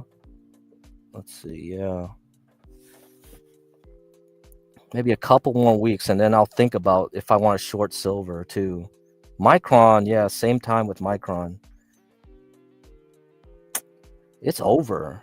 This move is over. Yeah, for silver, gold, miner stocks.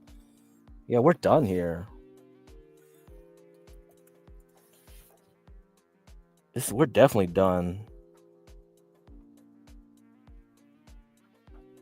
So I'll talk about gold and silver mining stock next time, next stream. If you're still in gold and silver mining stocks, you probably want to sell it, man. I think we're at the top for sure. So because usually the mining stocks, they'll start dropping earlier before the actual silver and gold, or well, not really. Sometimes silver will go so crazy that I don't play these things too often, so I'm not. The boomers like to track them more carefully than I would, but I think we're done here because if I look at the cycles, so if I look at the cycle ones, they agreed. It's like we're done. We're done. We should be top now for gold and mining stocks, gold, silver mining stocks. Yeah. Oh man, that's the wrong symbol name. Okay, I think it's XAU, not AUX. XAU. Weekly, not the daily too. Yeah. Okay. Hold on. Fuck. Here we go.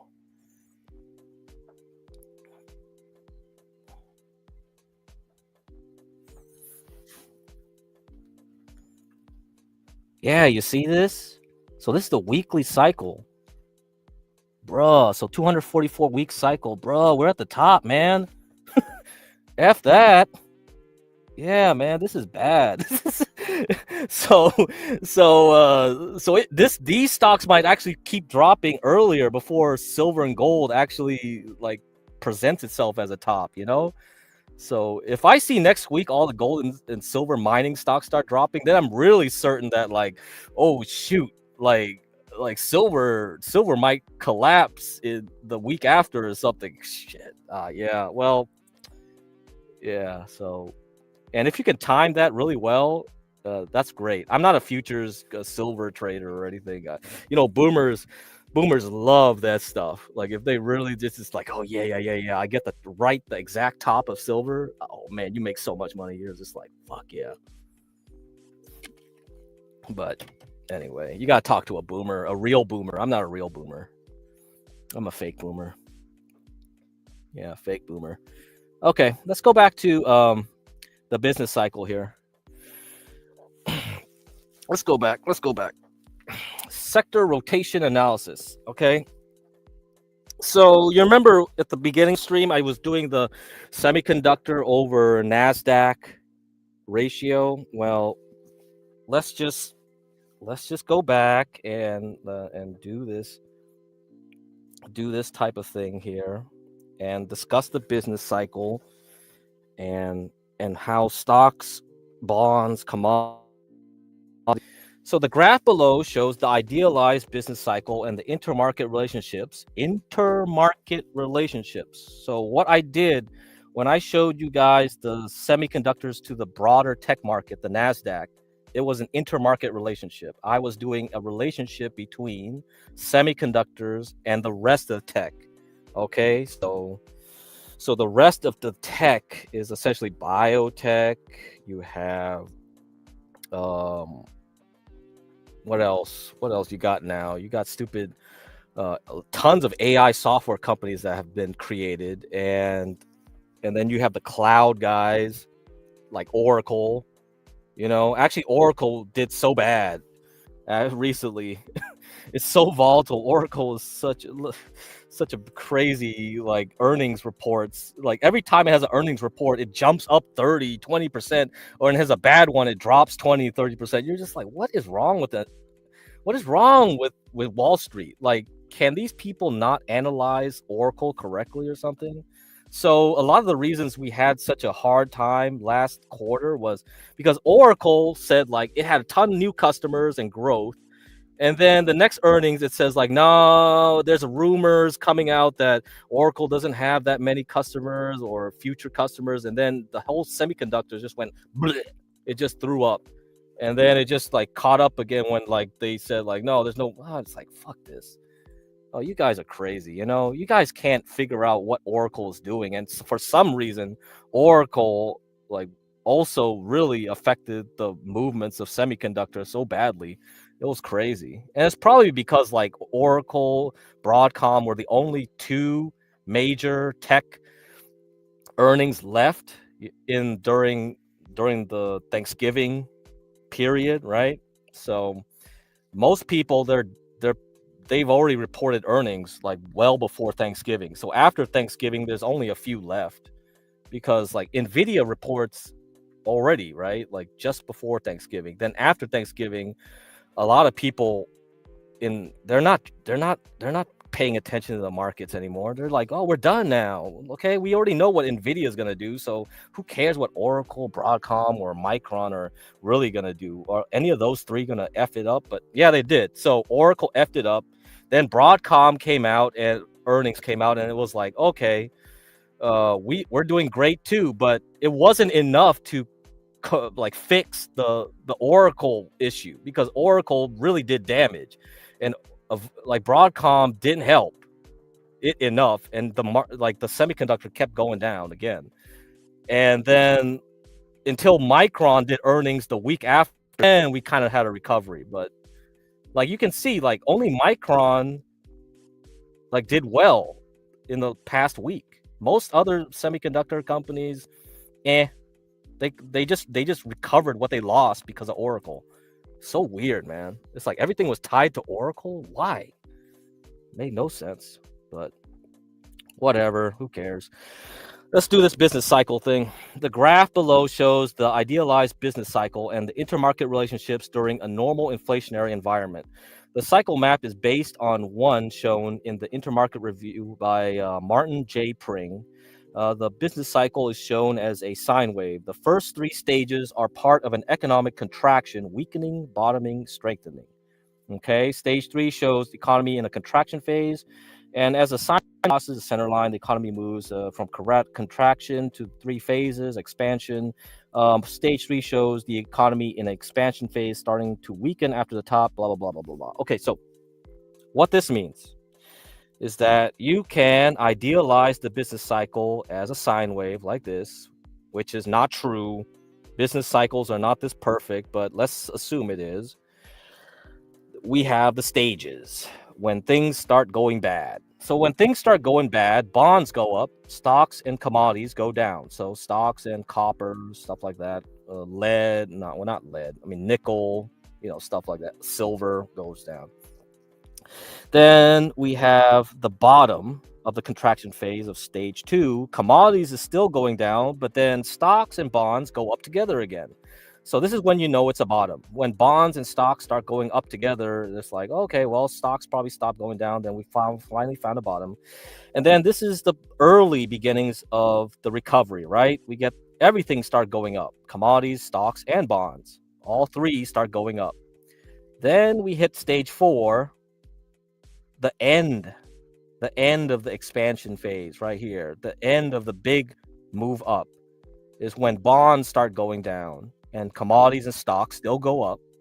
And then we hit the peak. We're hitting the peak, the topping area, where stocks and bonds go down, but silver and copper are still going up. So when you have the end of a big business cycle, this is what you should see. You should see oil, silver go up, and stocks and bonds go down. So you should see this strange movement of that case. And then everything starts going back down, and that's it. That's stage 6. That's the end, right? Okay, of the business cycle. So if you want to really know where the top is, you should see those things. You should see bonds and stocks go down while commodities go up. And so we've got to look at oil, okay? We've got to look at silver, look at copper. What else is there? Okay. Now, let's look at sector rotation. This is where it matters for stock people. Guess what? The business cycle doesn't line up with the stock cycle. The stocks actually top before the actual top of the real business cycle. So when the stock market is peaking, everything's still doing okay in the ground level, in Main Street. You shouldn't feel anything different. So if the stock market starts dropping, but you're still feeling good, well, that's because it hasn't gotten to you yet. That's the problem. And in this case, when we're at the top, you should see energy going up. So oil stocks for sure were going up because oil should still be going up at this peaking area. Materials, right? You have lithium, gold, copper, silver. And then we start seeing consumer staples. Consumer staples. So what is consumer staples? Dollar Tree, Dollar General, Walmart. If you start seeing Dollar Tree, Dollar General, Walmart doing better than Target, right? Or Lululemon, well, yeah, we're going to see some issues here, right? People ain't going to Lululemon stores, that's for sure, if things are starting to look bad. So we're at the early stages of like, wait a minute, things aren't going so well. So usually like the top earners, like the people at the top 10% of the world economy, they don't feel shit. It's always the bottom guys that start feeling shit, right? The people at the Walmart, Dollar Tree, Dollar General level, the people that are renting from John Galt's properties, those guys are feeling shit first. So that's why you start seeing, wait a minute, why is Dollar Tree and Dollar General stock doing really well? That's the problem. That's the problem. Okay. So I like looking at Lululemon, Target, definitely those two, you look at, you go like, well, is this outperforming the broader market? So let's look back again at our relationships, okay?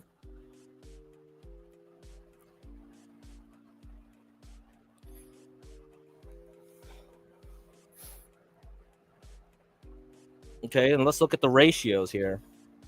So this is discretionary consumption. So consumer discretionary versus consumer staples, XLY over XLP. So if XLY, the discretionary, is doing better than the staples, okay, then so Hormel, Chili, Tyson, right? Colgate, they're doing a lot better than Tesla. Then this is the issue. This is the issue, right? We're going like, okay, market's doing well. Discretionary is doing better than staples. But here you see everything went down in January of last year. It started moving down, down, down, down. So let me overlay it with the S&P 500. Let me overlay it. Let's see. New price scale. So this thing already started dropping well before the rest of the market really dropped. Okay, this thing was weakening. So where are we at here? I don't know. It's definitely looking weak, but it doesn't really help me too much because it doesn't tell me enough ahead of time if there's an issue, right? I don't get a good feeling about how well this is telling me stuff. Now, there's sometimes when it does tell me ahead of time pretty well. Like here. This point was doing really nicely. Okay? Because at this point the market was dropping here. I mean, not dropping. I mean, the indicator was dropping. The relationship, the XLY over XLP was dropping. And the market made a nice new high into New Year's. And then the market started dropping. So in this case, I had an early 1 month signal before the market top in 2022, before the 2022 bear market. As far as we're seeing here, there's not really very, very nice, because like this thing, yeah, it made a top, but it doesn't pop out into my face. And I say like, yeah, I know this is going to be a real bad turn right now. So what should I do? How should I fix this indicator. Well, I have another indicator for you. I got this one. Oh, this is more eye-popping. So what did I do? How did I fix this? So what I did was I used the equal weight staples, discretionary over staples indicator. And what this did is removed the mega cap stocks. I removed Tesla. I removed Walmart because Walmart and Tesla are kind of like they're too big, so they're not sensitive enough. I'm gonna leave the Dollar Tree. I'm gonna leave like the shitty stuff, but I'm gonna remove Tesla and Walmart from the equation because Tesla kind of moves up and down independent of how like certain things is. It's like, oh, Elon tweets, oh my god, or this and that. No, no, no. And then Walmart is too stable, right? Everyone goes and goes into Walmart, even when it's good times, bad times. It's Walmart is not really a good staples like indicator. Dollar Tree and Dollar General are much better because they're all in the hood. You don't have like a bunch of like Walmart neighborhood stores that really affect or change how people consume. Okay. It's really Dollar Tree and Dollar General. So I remove all that. So now you see, look at this huge red candle of this indicator in February 18th. So this was before all the Trump stuff, we were starting to hear more about Trump later, but this was like early days. It was like, what the fuck? What happened here? What happened there was earnings.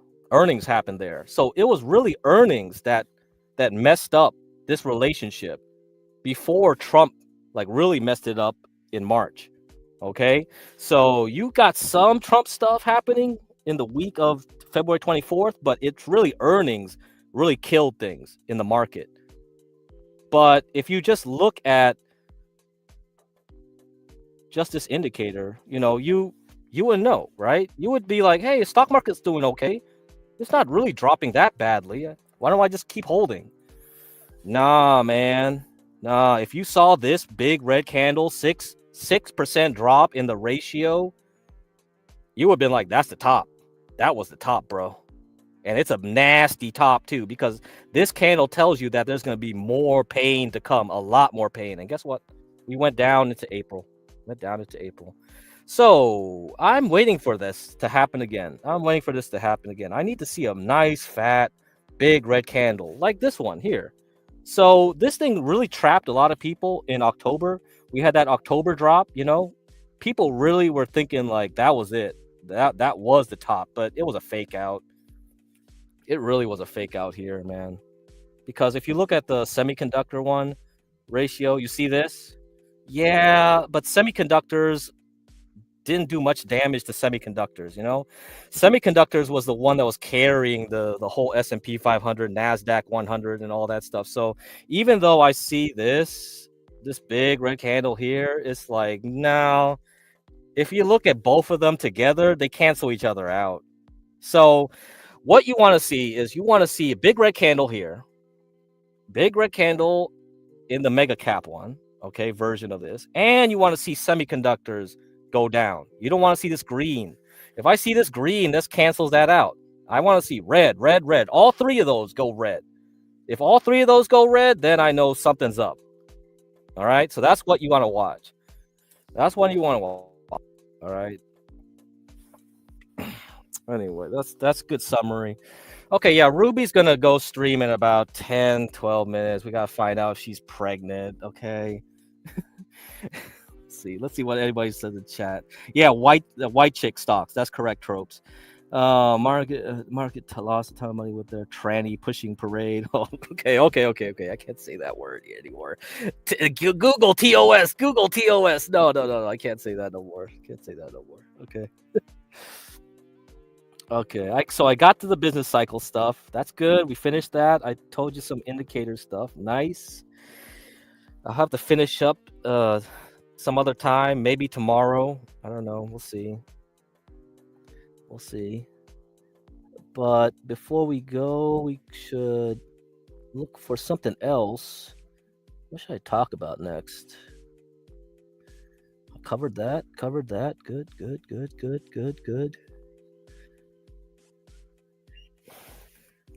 Good. Good. Oh man, I'm losing memory. I'm losing the memory. The RAM. I need more RAM. Oh, the RAM cartel. Oh, the RAM cartel. Oh my god. Let me read some of these articles, actually. Yeah, we got some time. Maybe I can read a few of those. Okay, let me read this one first. Let me read this one. Okay, this is McClellan Financial Publications. So you can look at the description in the video, and you'll find some stuff here. So this is a consumer confidence, right? So U of Michigan consumer confidence is low, which is bullish. So this was written in December 30th last year. The University of Michigan has been conducting its survey of consumers since 1955. The recent data have been among the lowest of their published readings, meaning that survey respondents are not feeling all that great about the supposed 4.3% rate of US GDP growth. Perhaps people are more attuned to indications that, like manufacturing employment, being in a decline since May 2024, and thus far, the low gasoline prices have not gotten any traction in the hearts of consumers. Lows in consumer sentiment measures trends to be bad for whoever is in the White House, and to some extent, this applies to Congress as well. The UMich survey data reached what was then an all-time low in 1980, which doomed Jimmy Carter's re-election chances and led to Ronald Reagan's victory. A similar low reading in 2008 saw a change from Republican control under Bush 43 to President Obama in a decisive popular vote and electoral college victory. There was another very low reading in 2022, which led to a change in Congress and eventually to Donald Trump winning another term in 2024, even though the survey numbers had recovered some by the time of that election. So, the Republicans currently in control of the White House and both houses of Congress will want to see these consumer sentiment numbers start to rebound. That is the point for politicians to worry about. The point for investors to worry about is that as consumer confidence numbers start to rebound from very low levels like this, it tends to be extremely bullish for the stock market. Usually, that rebound occurs from a simultaneous low in stock prices along with the consumer sentiment data. It is a rather unusual condition to see extremely low survey readings like this happening with stock prices at new all-time highs. Well, that's interesting, isn't it? Part of the reason why low consumer sentiment are bullish is that such readings usually arise from a condition of seeing a bad economy, which the Federal Reserve then steps in to do something about. We have had 3 rate cuts in 2025, and now the Fed has started up QE5, although they are not calling it that yet. Those are bullish conditions for both the stock market and the actual economy. It should lead to a rebound in the consumer confidence data, and that should help keep the bull market going. So, this is another reason I think 2026 is not going to be the time to be heavily short, because I think this is what's going to happen. The Fed is going to pump. So you saw all that, right? All those paragraphs talking about politics. And then at the end, it says like the Fed is reintroducing QE. What does that mean? Did they say anything about QE restarting again? What's that about? What's that about? Well, this is the problem, because people aren't really sure if they actually said that. Let's read this article here. The Fed just made an overlooked decision that's even more important than its last rate cut. Well, what was that decision? The most important part of the Fed's last policy meeting is something that may have been overshadowed. Yeah. The central bank's decision to start reserve management purchases. Oh, what is this? What is reserve management? Oh my God. Did they just say QE without saying QE? Are these guys just rewrapping something else and calling it something else because they don't want to say it's QE? Oh no. Oh no. So a mouthful that essentially boils down to the Fed expanding its balance sheet by purchasing short-term US Treasuries. Oh man, sounds like QE.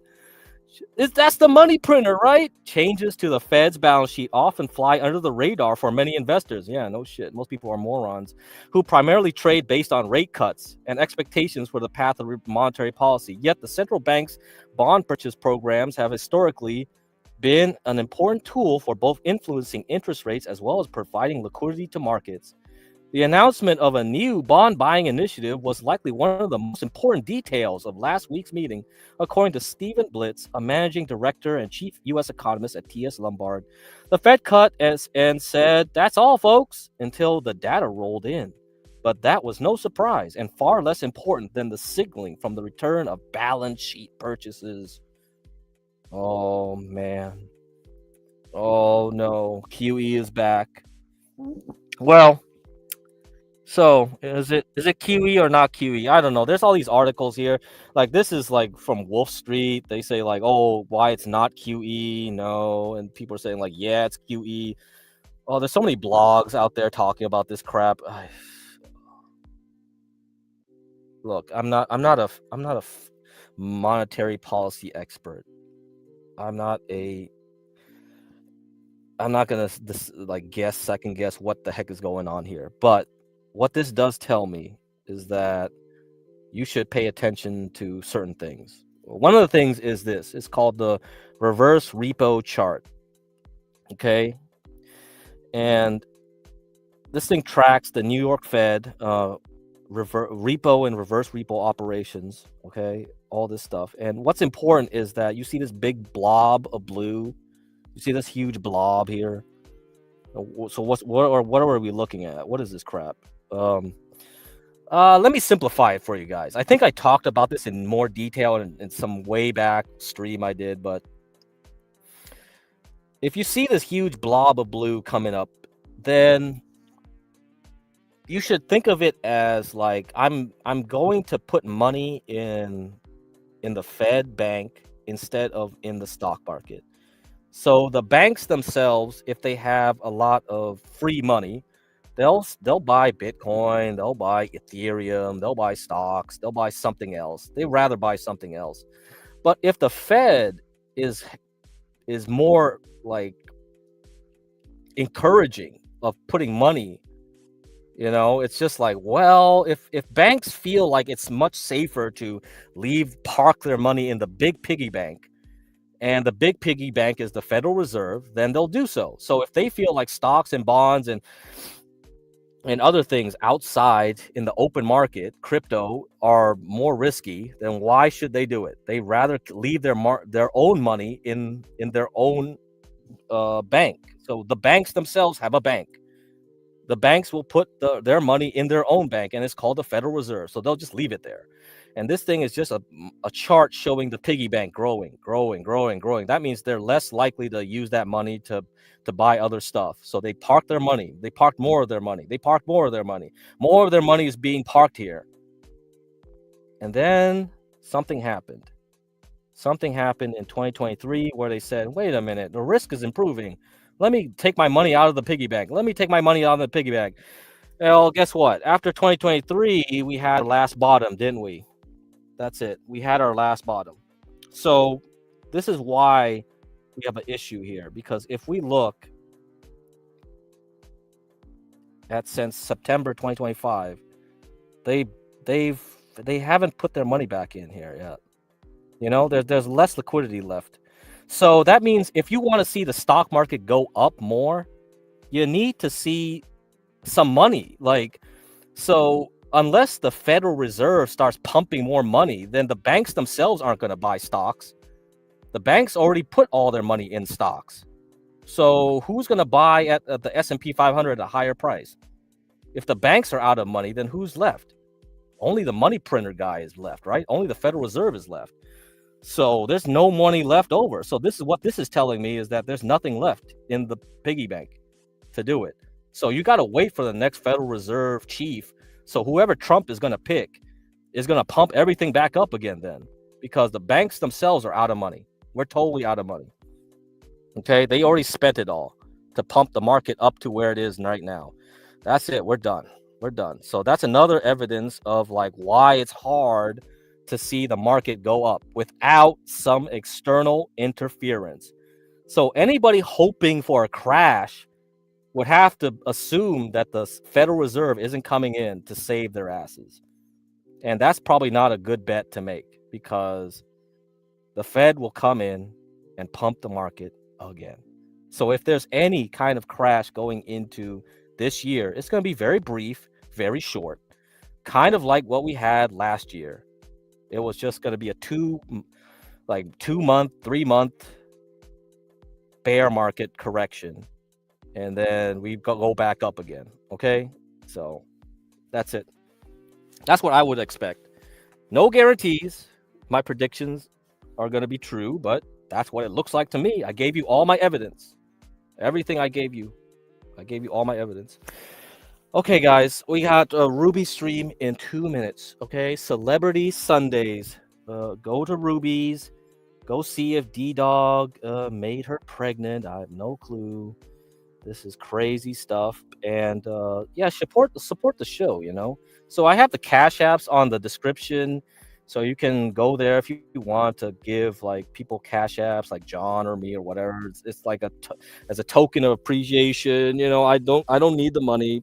Also, I have Porsche's Cash App there and PayPal there. I don't know if they both still work, but you know, this show was started by a lot of help came from Portia. So even though she's not on the show anymore, you know, her spirit lives on in this show. So a lot of this work was done by her as well. So she helped a lot in the background. And we'll continue on again to discuss these things next time I see you. And hopefully I can do something where I have a Substack where everything's organized in there. And then I have regular schedules where I stream specific times during the week, you know, and then you know when to show up. All right. Otherwise, it's just so hard. But you know, I don't know. I'm just too lazy to keep a regular schedule in that sense. It's been so long since I've actually had a regular job, right? It's so hard to go back to be like, oh, okay, at 10 p.m. I'm gonna have to show up for this or this. Oh God, I hate that so much. You know, if any weakness I got is that I just like waking up and then doing something that I feel like and just doing that. And yeah, the Substack, yeah, because Substack has a lot of features now. They got live stream feature there too, man. So they're adding features, so I'm liking it. So I'm like, okay, well, I'll get into blogging and things. I should probably get a new laptop or something. I wanted to get a new laptop for Black Friday, but I felt like, I think there's going to be a better refresh in hardware with new Intel chips next this year than last. So I'm holding out. I'm just gonna keep holding out. My laptop right now is so old, but it still performs well. So I'm just gonna keep on holding out. So cheap. I'm so cheap when it comes to that stuff. But it's really because I don't want to reinstall all my stuff again and figure out all my passwords and things. I'm just so lazy when it comes to that. Okay. And so what preview do I have for you guys next time? What are we gonna discuss next time? I think we're gonna discuss probably the performers of,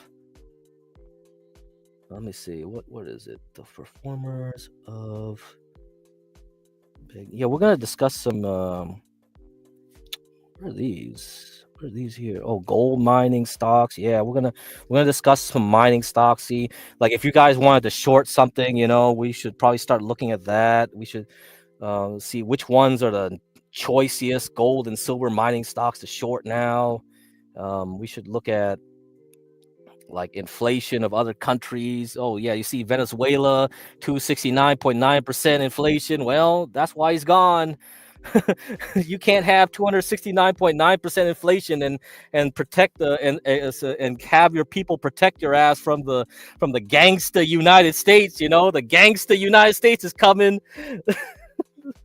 And yeah, there's plenty of things to talk about.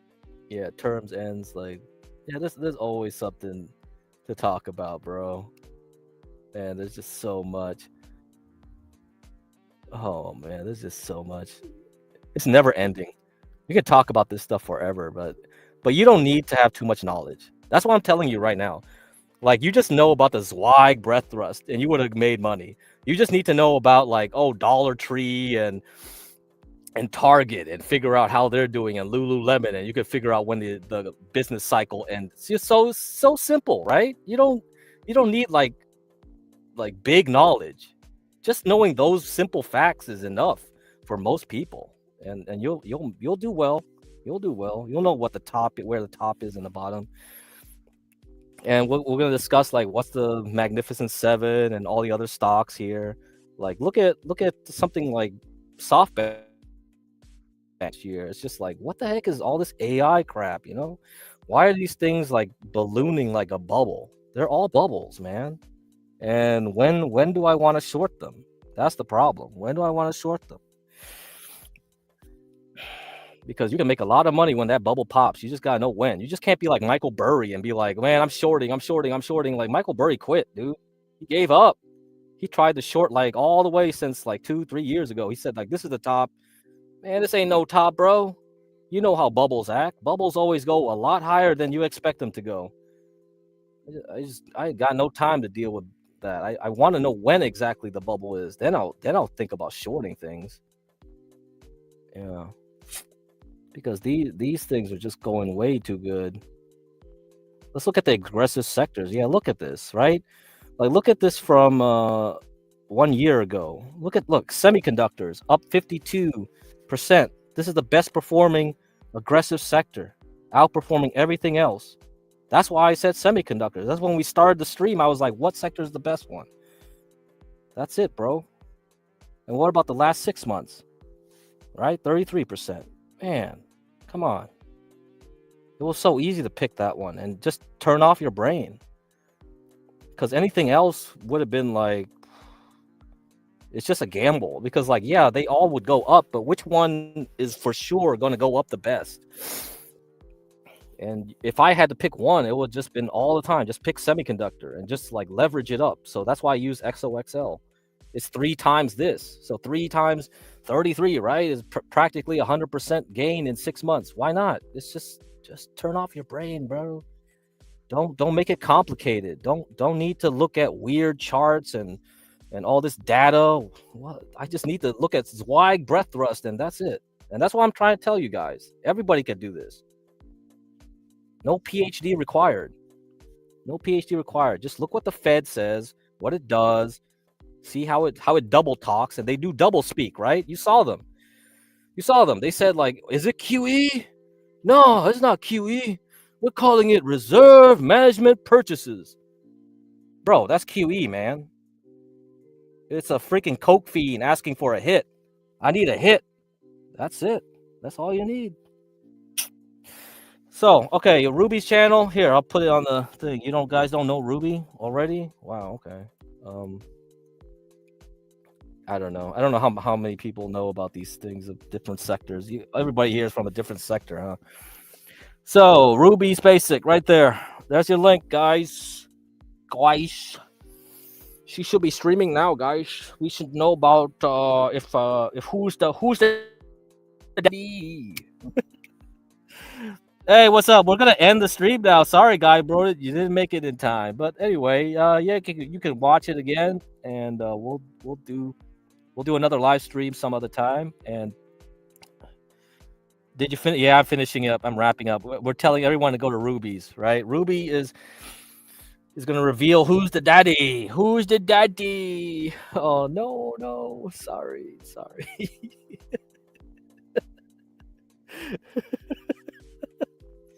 No. Yeah, please rewatch. Yeah. Let me know what's up in the comments. Let me know what you think in the comments. What else you guys want to talk about and stuff. Yeah. We'll definitely go over some individual stocks. That's one of the things I want to do too. We can look at the speculative stocks. Let me see. What are speculative stocks? I just made this new list. I mean, I was already talking about this stuff before, but I put it all in one list for you guys now. Space stocks. Look at this guy, up 200% in the last 6 months. Crazy stuff. Like, and marijuana, right? Some marijuana in there, man. And so these things are gonna be crazy, real crazy, because if the stock market is going to explode in the back half of this year, I am going to watch these because they're probably even going to go even higher. Even higher. All right. Let's see. Yeah, let's see. Which one's the leading one here? Which one's the leading one? Marijuana. It's going back down. Lunar. Some mushroom stock is about to improve. Yeah, I'm going to be watching this. Let's see which mushrooms. We want magic mushroom stocks? You want some magic mushroom stocks? Hell yeah. This stuff. These are the stocks where you just are gambling. So any gamblers out there, let's see which one of these are going to be the new kingpins to gamble on. Oh, marijuana, man. Marijuana's going crazy. Who's that? Okay, who's that? Who's the blue guy? Oh, the nuclear energy one? Oh yeah, maybe that one's going to do better this year. Nuclear energy. How about that? Cool. So we're going to be doing it. What are the snakes you speak of? Snakes? Well, okay. I don't know who's. I don't know. Are you referring to some other chat up here? No clue. Anyway, yeah. All right, guys. Just go to Ruby's. Just go to Ruby's. I'll put it up again. Go to Ruby's. All right. Thanks.